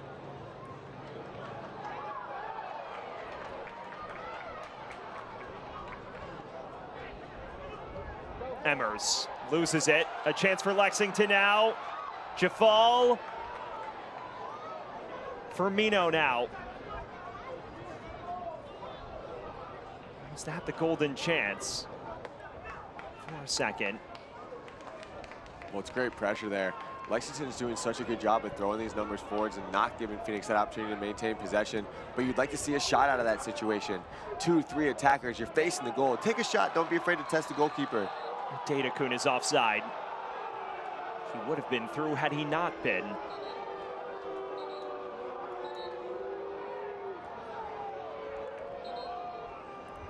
Maybe his blistering pace is too quick for his own good here. The fans not liking that decision. Seemed like the referee, the sideline ref, was all over it from the beginning. But again, we're getting a good look at how quickly this Lexington team has been playing tonight. We talked about being relentless in the attack. They're turning the ball over. They're not giving Phoenix the opportunity to create possession. They're throwing these numbers out wide. It's a good run there from a Datacun, but you have to hold your run up. Make sure, because you have all that spacing behind, you have plenty of speed. Just have to make sure you're not in that offside position, because it was a great opportunity.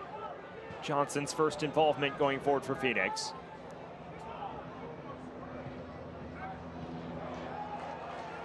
Cleared only as far as Okello, although maybe Lexington can negotiate out of this.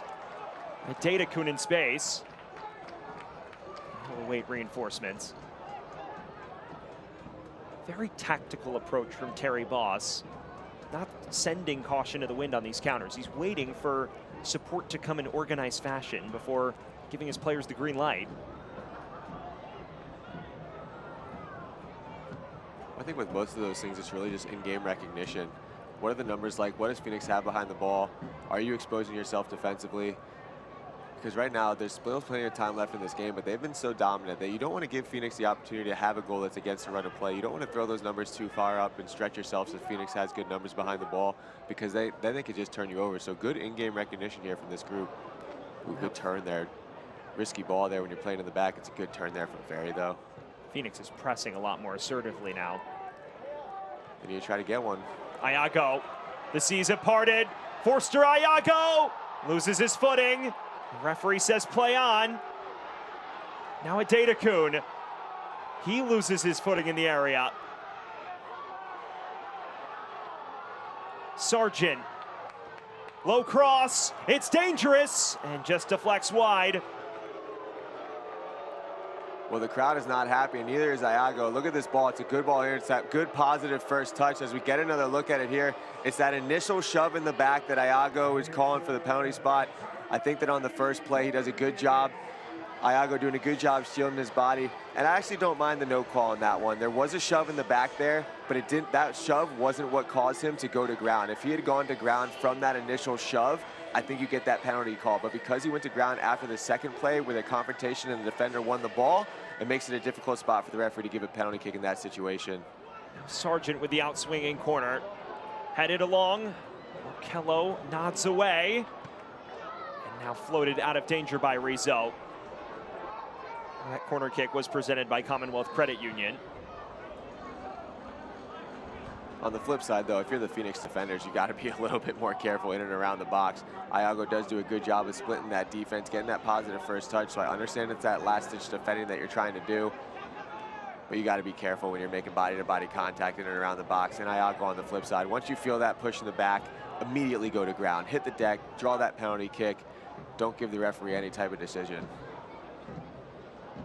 Here is the new signee Flores, his first real involvement on it. So what you're saying is, he should have flopped at the first time of asking. Absolutely. Once you feel that touch in your back, if you're in the box, I understand you want to see the goal, but once you feel that shove in your back like that, hit the deck, see if you can get a penalty, especially because that touch took him so far away that he wasn't going to be able to get to the ball anyway. But everything's happening so quick that it's tough to recognize.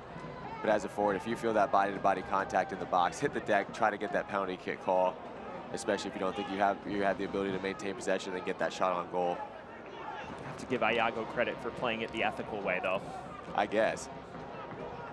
From an ethics side, yes. But it is a foul. If you push in the back like that, it is a foul. So there's nothing wrong with making sure the referee sees it as a foul. Game within the game. Exactly. Here is Iago again. The chess match. Firmino. Data Kuhn again. He's been a bright figure in this second half. Now chips this, back stick. Running all the way through to Johnson with no one in the green shirts to greet it.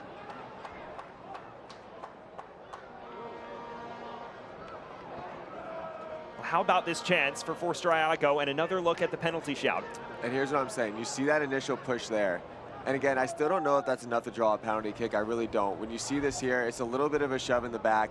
Iago is too big of a player to hit the deck on that. But that second challenge, they do a good job of winning the ball. So I agree with the no call there. And after another look at it, I take back my point of trying to hit the deck on that body-to-body contact because it really wasn't anything big enough to draw a penalty kick.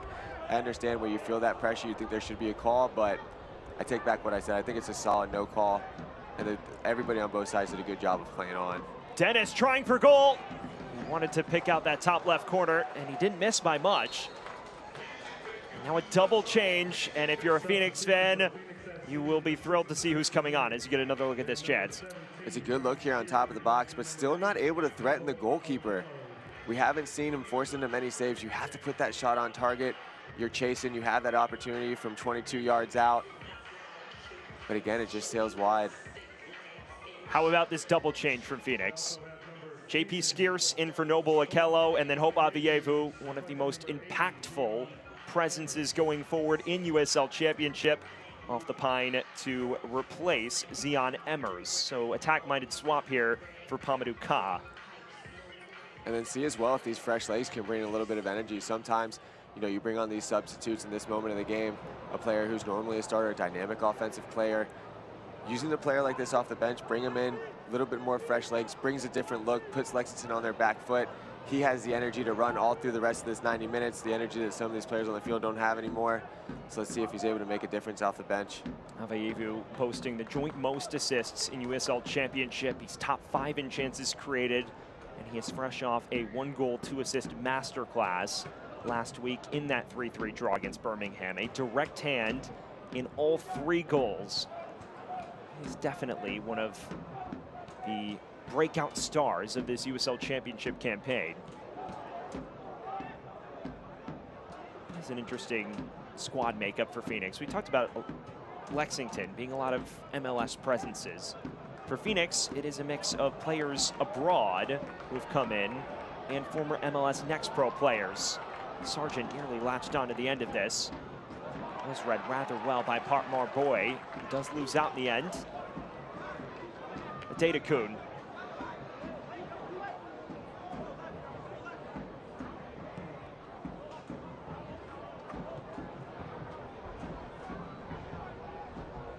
Hafferty.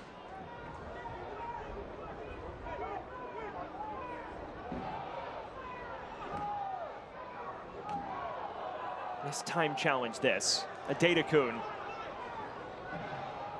Cuts inside Rizzo. Curling effort deflected. Senke stabs it clear.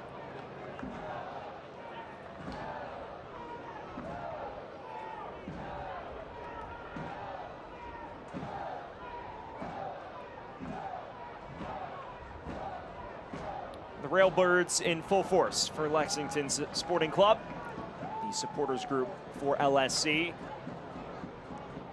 They've got to be thrilled with what they've seen through nearly 70 minutes. Their side dominating things, but not exposing themselves to any counterattacks. It's been a very balanced display from Terry Boss's men. This falls kindly for Firmino. Always rising, never dipping, though.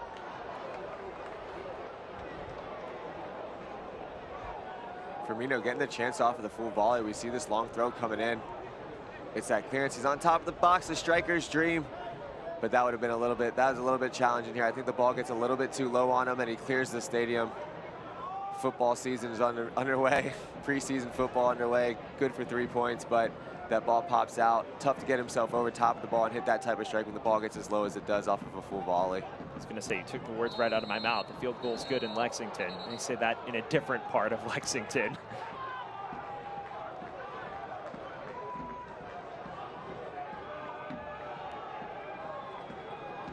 As you see here, Dennis doing a good job shielding him off.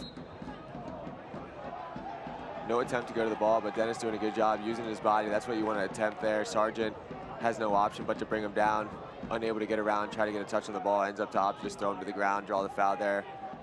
Not a bad play there from Sargent either, though. Now because Lexington can get numbers behind the ball, keep everything that Phoenix is doing out in front of them, something they've been able to do the entire night. We approach the final 20 minutes, and Phoenix still has yet to establish any real semblance of a foothold in this match.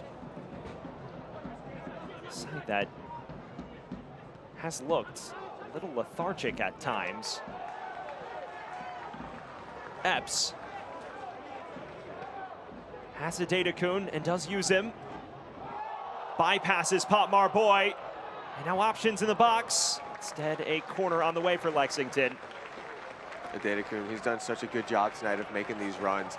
You get 1v1 opportunity here. It's that step over 1-2. He's off and running.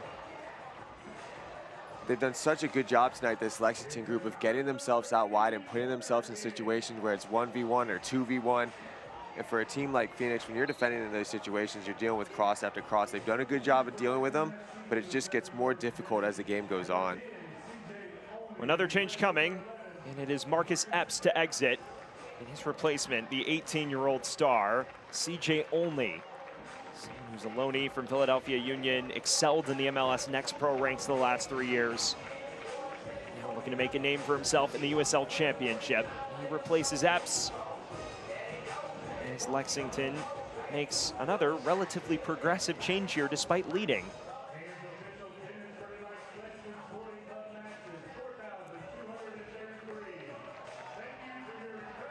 So only the 18-year-old, a native of Hillsborough, New Jersey, scored 13 goals and 21 assists in 63 career apps for Philadelphia Union 2, a key part of the side that reached the MLS Next Pro final a year ago. That sets up another Commonwealth Credit Union corner kick, this time taken short.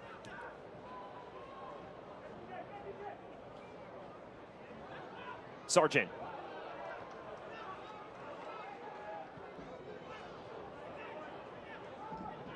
Only as far as Hafferty. Floating it back in now. Sargent again. Runs all the way to the far side. Flipped away before Firmino can get a touch to it.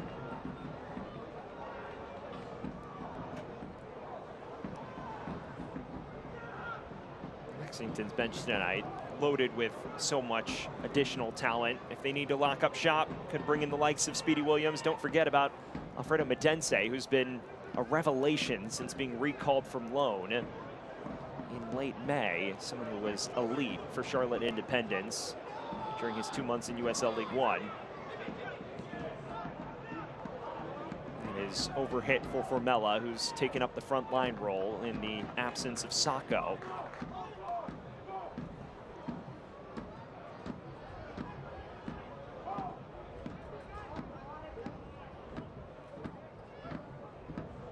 Skiers unable to rocket free. Jafal. Now Firmino.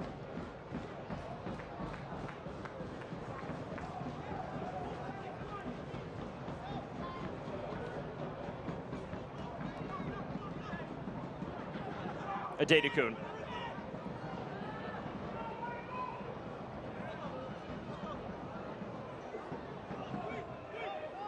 He's really finding top form with Lexington today. We also have so much space. You see these opportunities here. Phoenix hasn't really done a great job of closing down the space here. Anytime Lexington player picks their head up, they have all this time in the world. Datakun, a fast player, he has time to take himself inside. He has time to take himself to that line.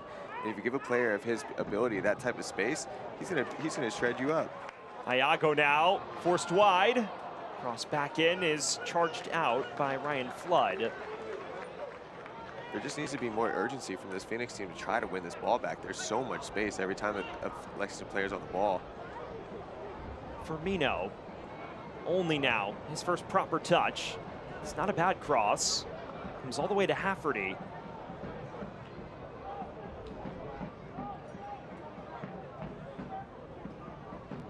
I don't mean to be blunt, but is it a fair assessment to call this Phoenix performance lethargic at times? Absolutely. I think that the energy, we've seen it in little bits of spells. When they have joy, they've had a lot of energy, but Lexington, you have to give them credit, because a lot of times too, when a team looks lethargic, it's because the other team isn't able to win the ball. So Lexington's done a good job of that.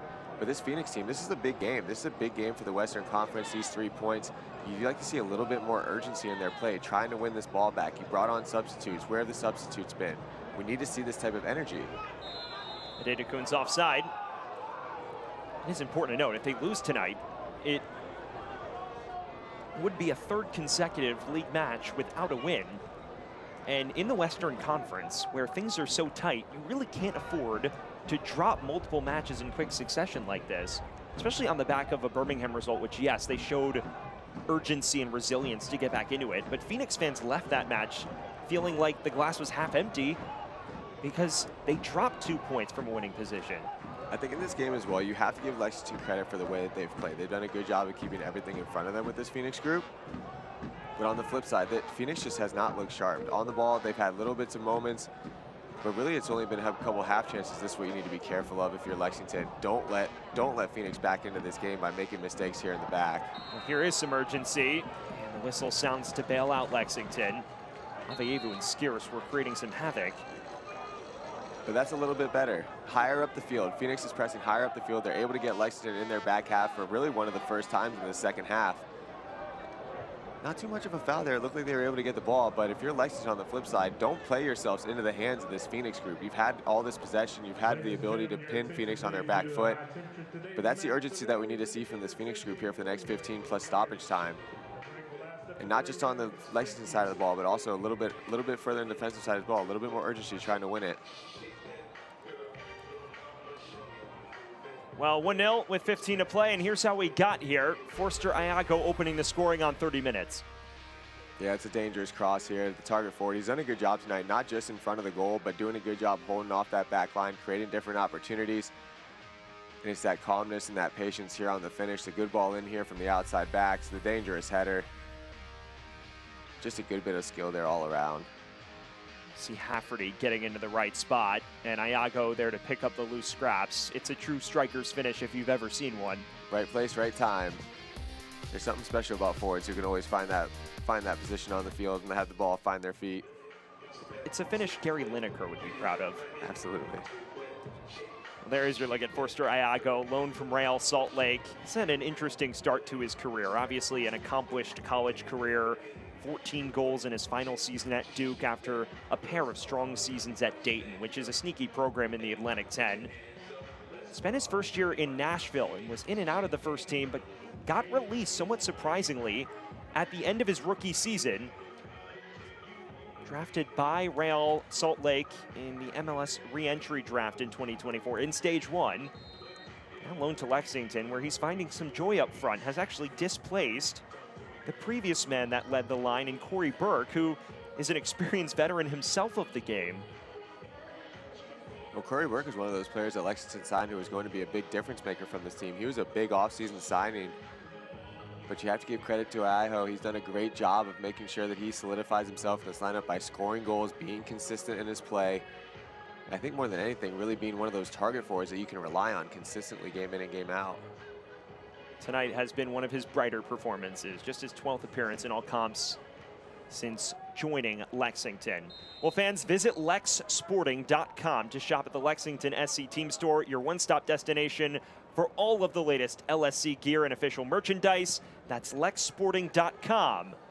We are inside the final 15 minutes now. Sam Goldfarb alongside the former MLS goalkeeper Jeff Attinella, where Lexington still leads 1-0, courtesy of Forster Iago's 30th minute opener in what is a major 6-pointer right around the playoff line. Entering today, Phoenix was just 3 points clear of the playoff line. Excuse me, actually 2 points clear.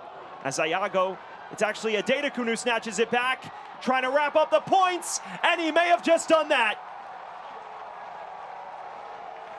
Michael Adedekun makes it 2-0 and caps off a promising display with a goal of his own.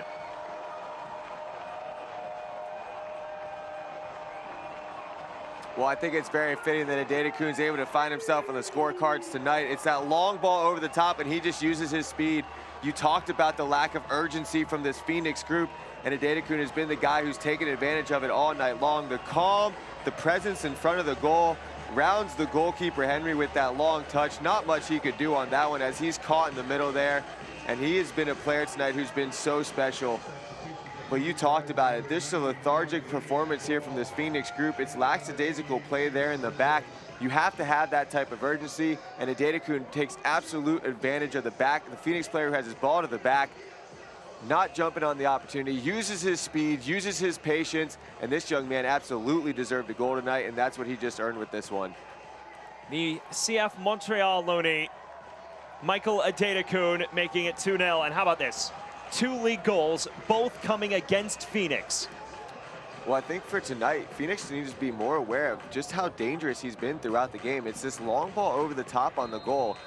Lexington hasn't really resorted to long balls too much in this game, but it's that route one ball. There's 2 Phoenix defenders there, and neither of them make the presence to go to the ball, so Adedekun takes an absolute advantage of that, and the calm presence in front of the net. Henry's closing him down, but he realizes there's no defenders close by. He could take that touch inside, something he's been doing in the midfield all night, and he says, you know what, this time I'm going to do it to round the goalkeeper, picks his head up, calm, coolly passes it into the back of the net, and now it's going to take a big effort here from Phoenix to see if they can get themselves back into this one. And at this point, caution to the wind from Hamadou Ka. Remy Cabral entering in place of Pierce Rizzo. Remy Cabral was their top scorer before going down with an injury that's cost him considerable time. He's missed the last 10 matches, but finally back into the side for Phoenix. And he will hope to make a last-ditch difference for Rising in their quest to salvage anything. But it will be a tall order, a squad that, as we mentioned, has been off the pace for 80 minutes and has been caught out twice. Iago and Adedekun on either side of halftime, providing the separation required. Skiers. You feel for this Phoenix group when you're talking about the injuries that they've dealt with. Skiers continues his run. He's looking back for Cabral, and it has gone out for a Phoenix corner. But at the same time, when you're talking about a group, you have young players, players who are trying to make a name for themselves. The lack of urgency is something that, as a coach, that's going to bother you more than anything else. This is a game where they needed to come in with the right attitude, and really from the first 15 minutes, Lexington's been in control of this game. Phoenix had a little bit of spell there in the first half where they were able to control the game a little bit more, but from there it's just been so dominant. Avayevu to take, within swing. Pass for Johnson, now Flood. But we did see a resilient group last week from this Phoenix team, so, you know, down 2, the urgency is going to be there. Cabral driving it through. Took a very awkward jump. Picks his head up, has a good touch. I thought that deflection, there was almost a chance where it dropped into that near post off of Dennis there. Lots of traffic in front of the goalkeeper. Lexington very fortunate not to give one back there off of that deflection. Remy Cabral entering the match and providing what arguably is Phoenix's best chance to date. Though Isan Sako's 20th minute effort on the half volley may like a word as well.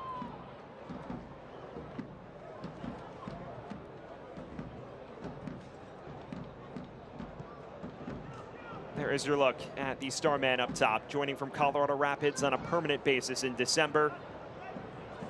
Someone who was on loan for the first 3 months of last year from Colorado Rapids and impressed, scored 8 goals to lead all scorers for Phoenix last season.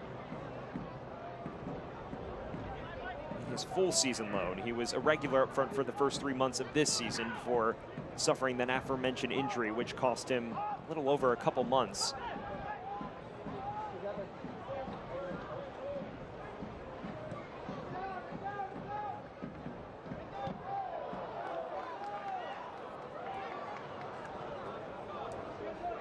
Well inside the final 10 minutes. And if you're just joining us, Lexington may have wrapped it up as they make a couple further changes.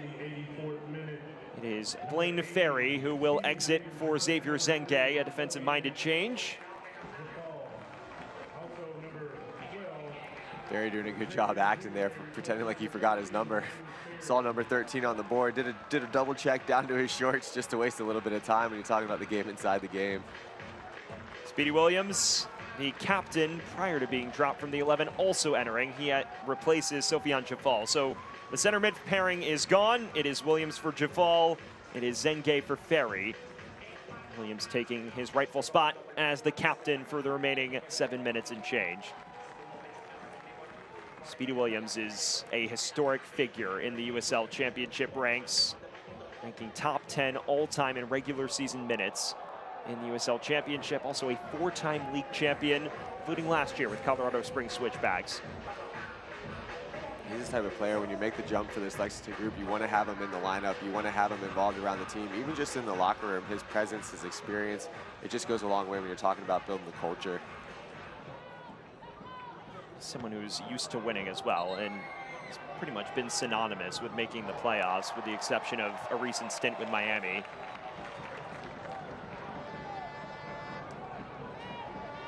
We inch towards the final 5, and as things stand, Lexington cruising. Adedaku nearly won this back. Avayevu.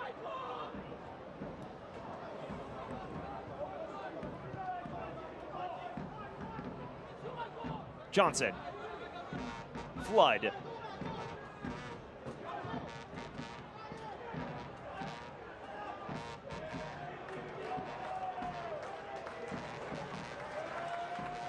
Just not much going here for this Phoenix group. Unable to create things offensively. There's still time here, don't get me wrong. You get 1 goal, anything can happen late in the game, especially in this league, especially when you're talking about these 2 teams, but just unable to get things going offensively tonight. Lexington's done such a good job defensively, done a good job maintaining the ball, keeping everything in front of them, but it's just been the lack of dynamic play from this Phoenix offense, unable to figure things out offensively or get numbers into the box and create any type of danger. But also just a real professional performance so far from Lexington. This is a Phoenix squad that entered today with the joint 3rd most champion, one of the most high-octane attacks in the division. But again, with the amount of firepower they have up front, 1 goal could change things with the drop of a hat. Potmar Boy. Sengay. Bashed forward towards Cabral. Flag stays down. Didn't contact it cleanly enough. Lexington SC fans, join us on Saturday, August 23rd at 7 p.m. Eastern at Lexington SC Stadium for our match against Oakland Roots SC, presented by ARH. Be sure to purchase your tickets today at lexsporting.com.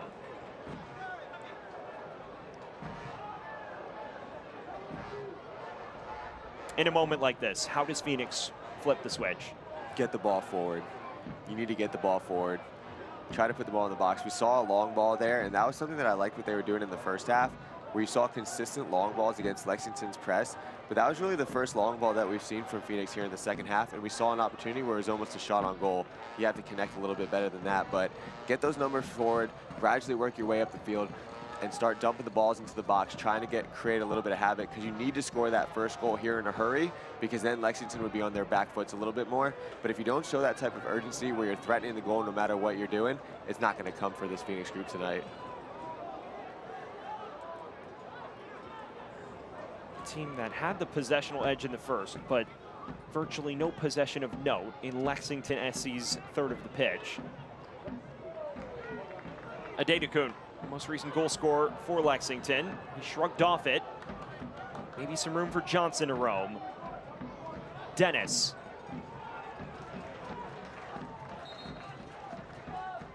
More changes coming for Lexington, and Michael Adedaku is going to earn a well-deserved applause for his performance, replaced by Jacob Green.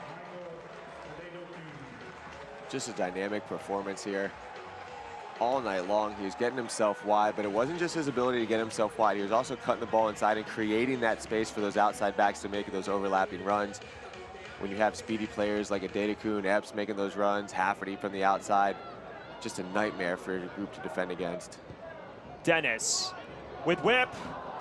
Thompson off his line and fouled in the process.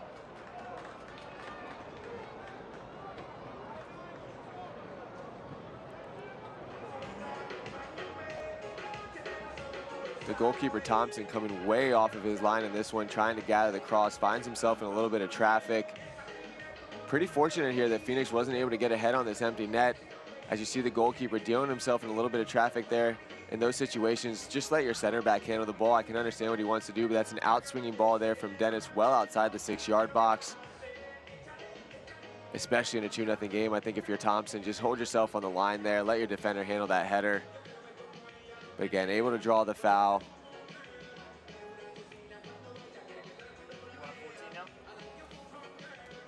Fans, visit lexsporting.com to shop at the Lexington SC Team Store, your one-stop destination for all of the latest LSC gear and official merchandise. Purchase kits, scarves, hats, and more to show off your club pride. That's lexsporting.com. Inside the final minute of the initial 90, a 2-0 lead for Lexington. Iago and Adedekun striking. Here is Green, the substitute. At this point for Phoenix, if it's going to come going forward, it must come now.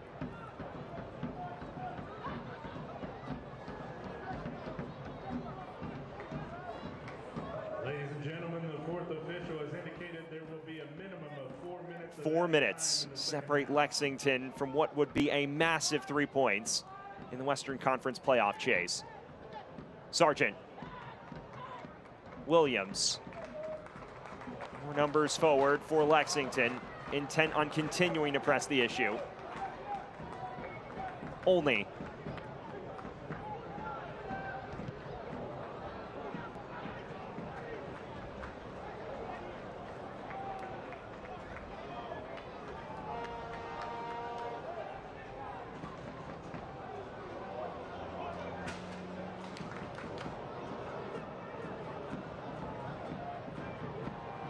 Firmino.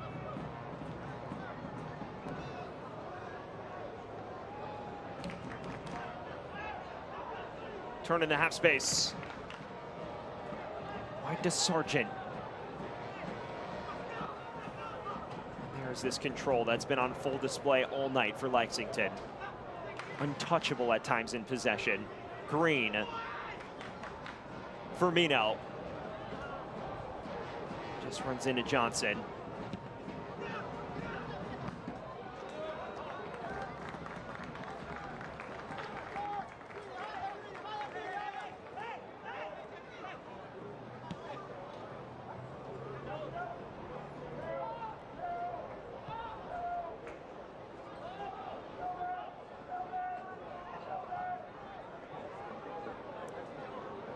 For Phoenix, it doesn't get easier. A trip to Tampa Bay next week.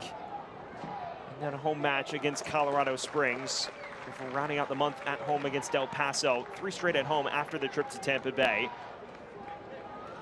Huge for them in their quest to move up the Western Conference table. So we'll see if they can build on this result as the weeks pass. Well, if you play like the way they played tonight, they have an opportunity to make a run. It's been a very professional performance. Defensively, everything's been kept in front of them. Offensively, they've been getting the numbers high. They've been clean in possession. And even in the opportunities that they had in front of goal, they didn't have a lot of chances to put the ball in the back of the net, but the ones that they did, they made sure that they put the ball in the net, and that's all you need to do. 2-0, secure this lead, and then see if they can grind out this result. But very professional performance, and I think one of the most complete performances we've seen from this Lexington group so far this season. Definitely one of the best full 90 displays we've seen under Terry Boss. He's mentioned that he feels his side is gelling, coalescing at the right time. As mentioned, trying to balance control with incision, and I think we've seen that throughout the bulk of this evening. There's Cabral giving chase. He does collect, but loses out moments later. And any avenue back into the match for Phoenix has seemingly been extinguished as the late yellow is shown. Flores is booked.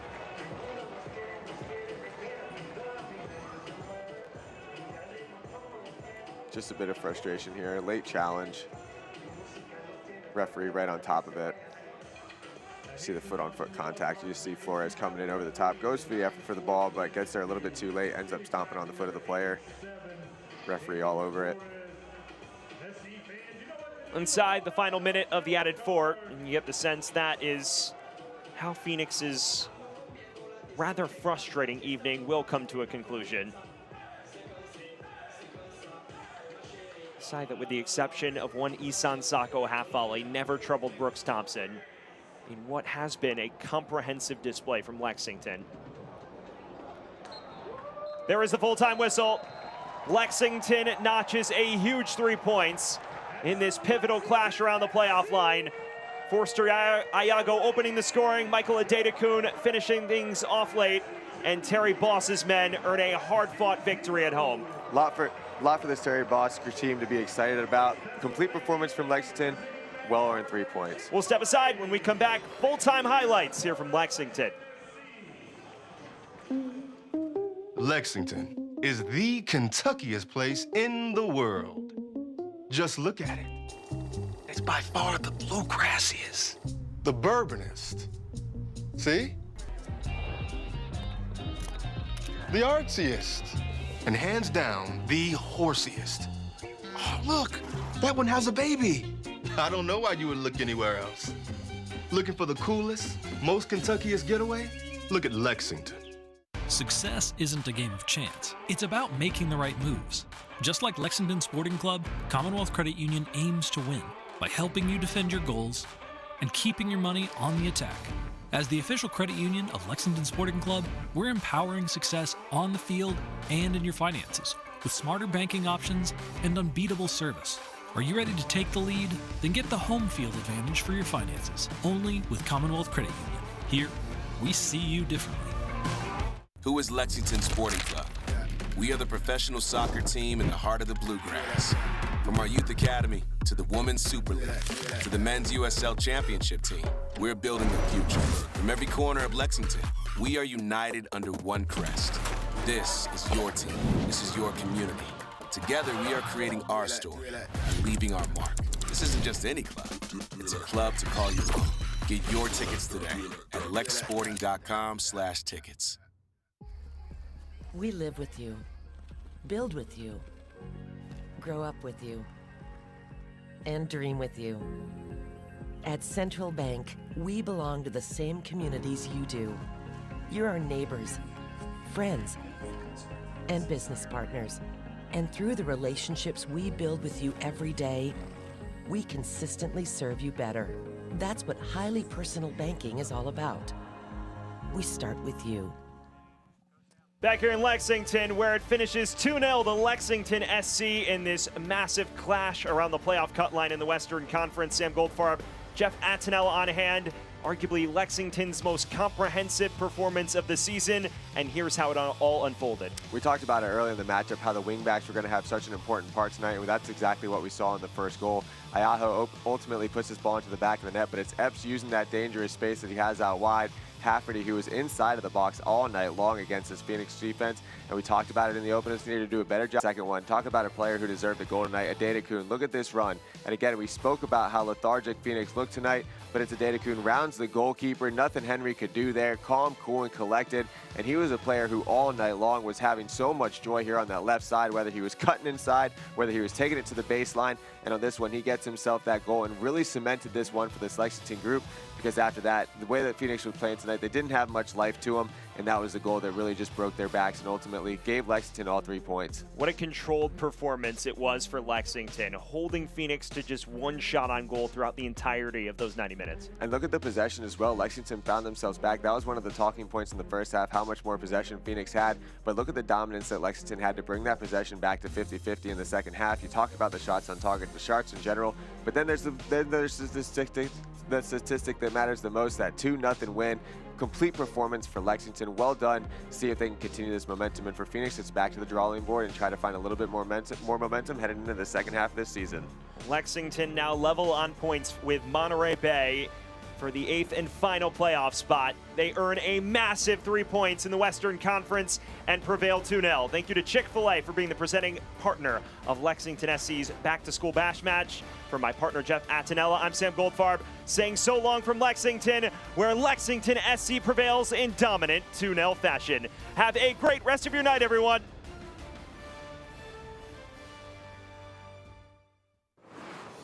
This copyrighted telecast of the United Soccer League cannot be retransmitted, rebroadcast, or reproduced without the express written consent of the United Soccer League.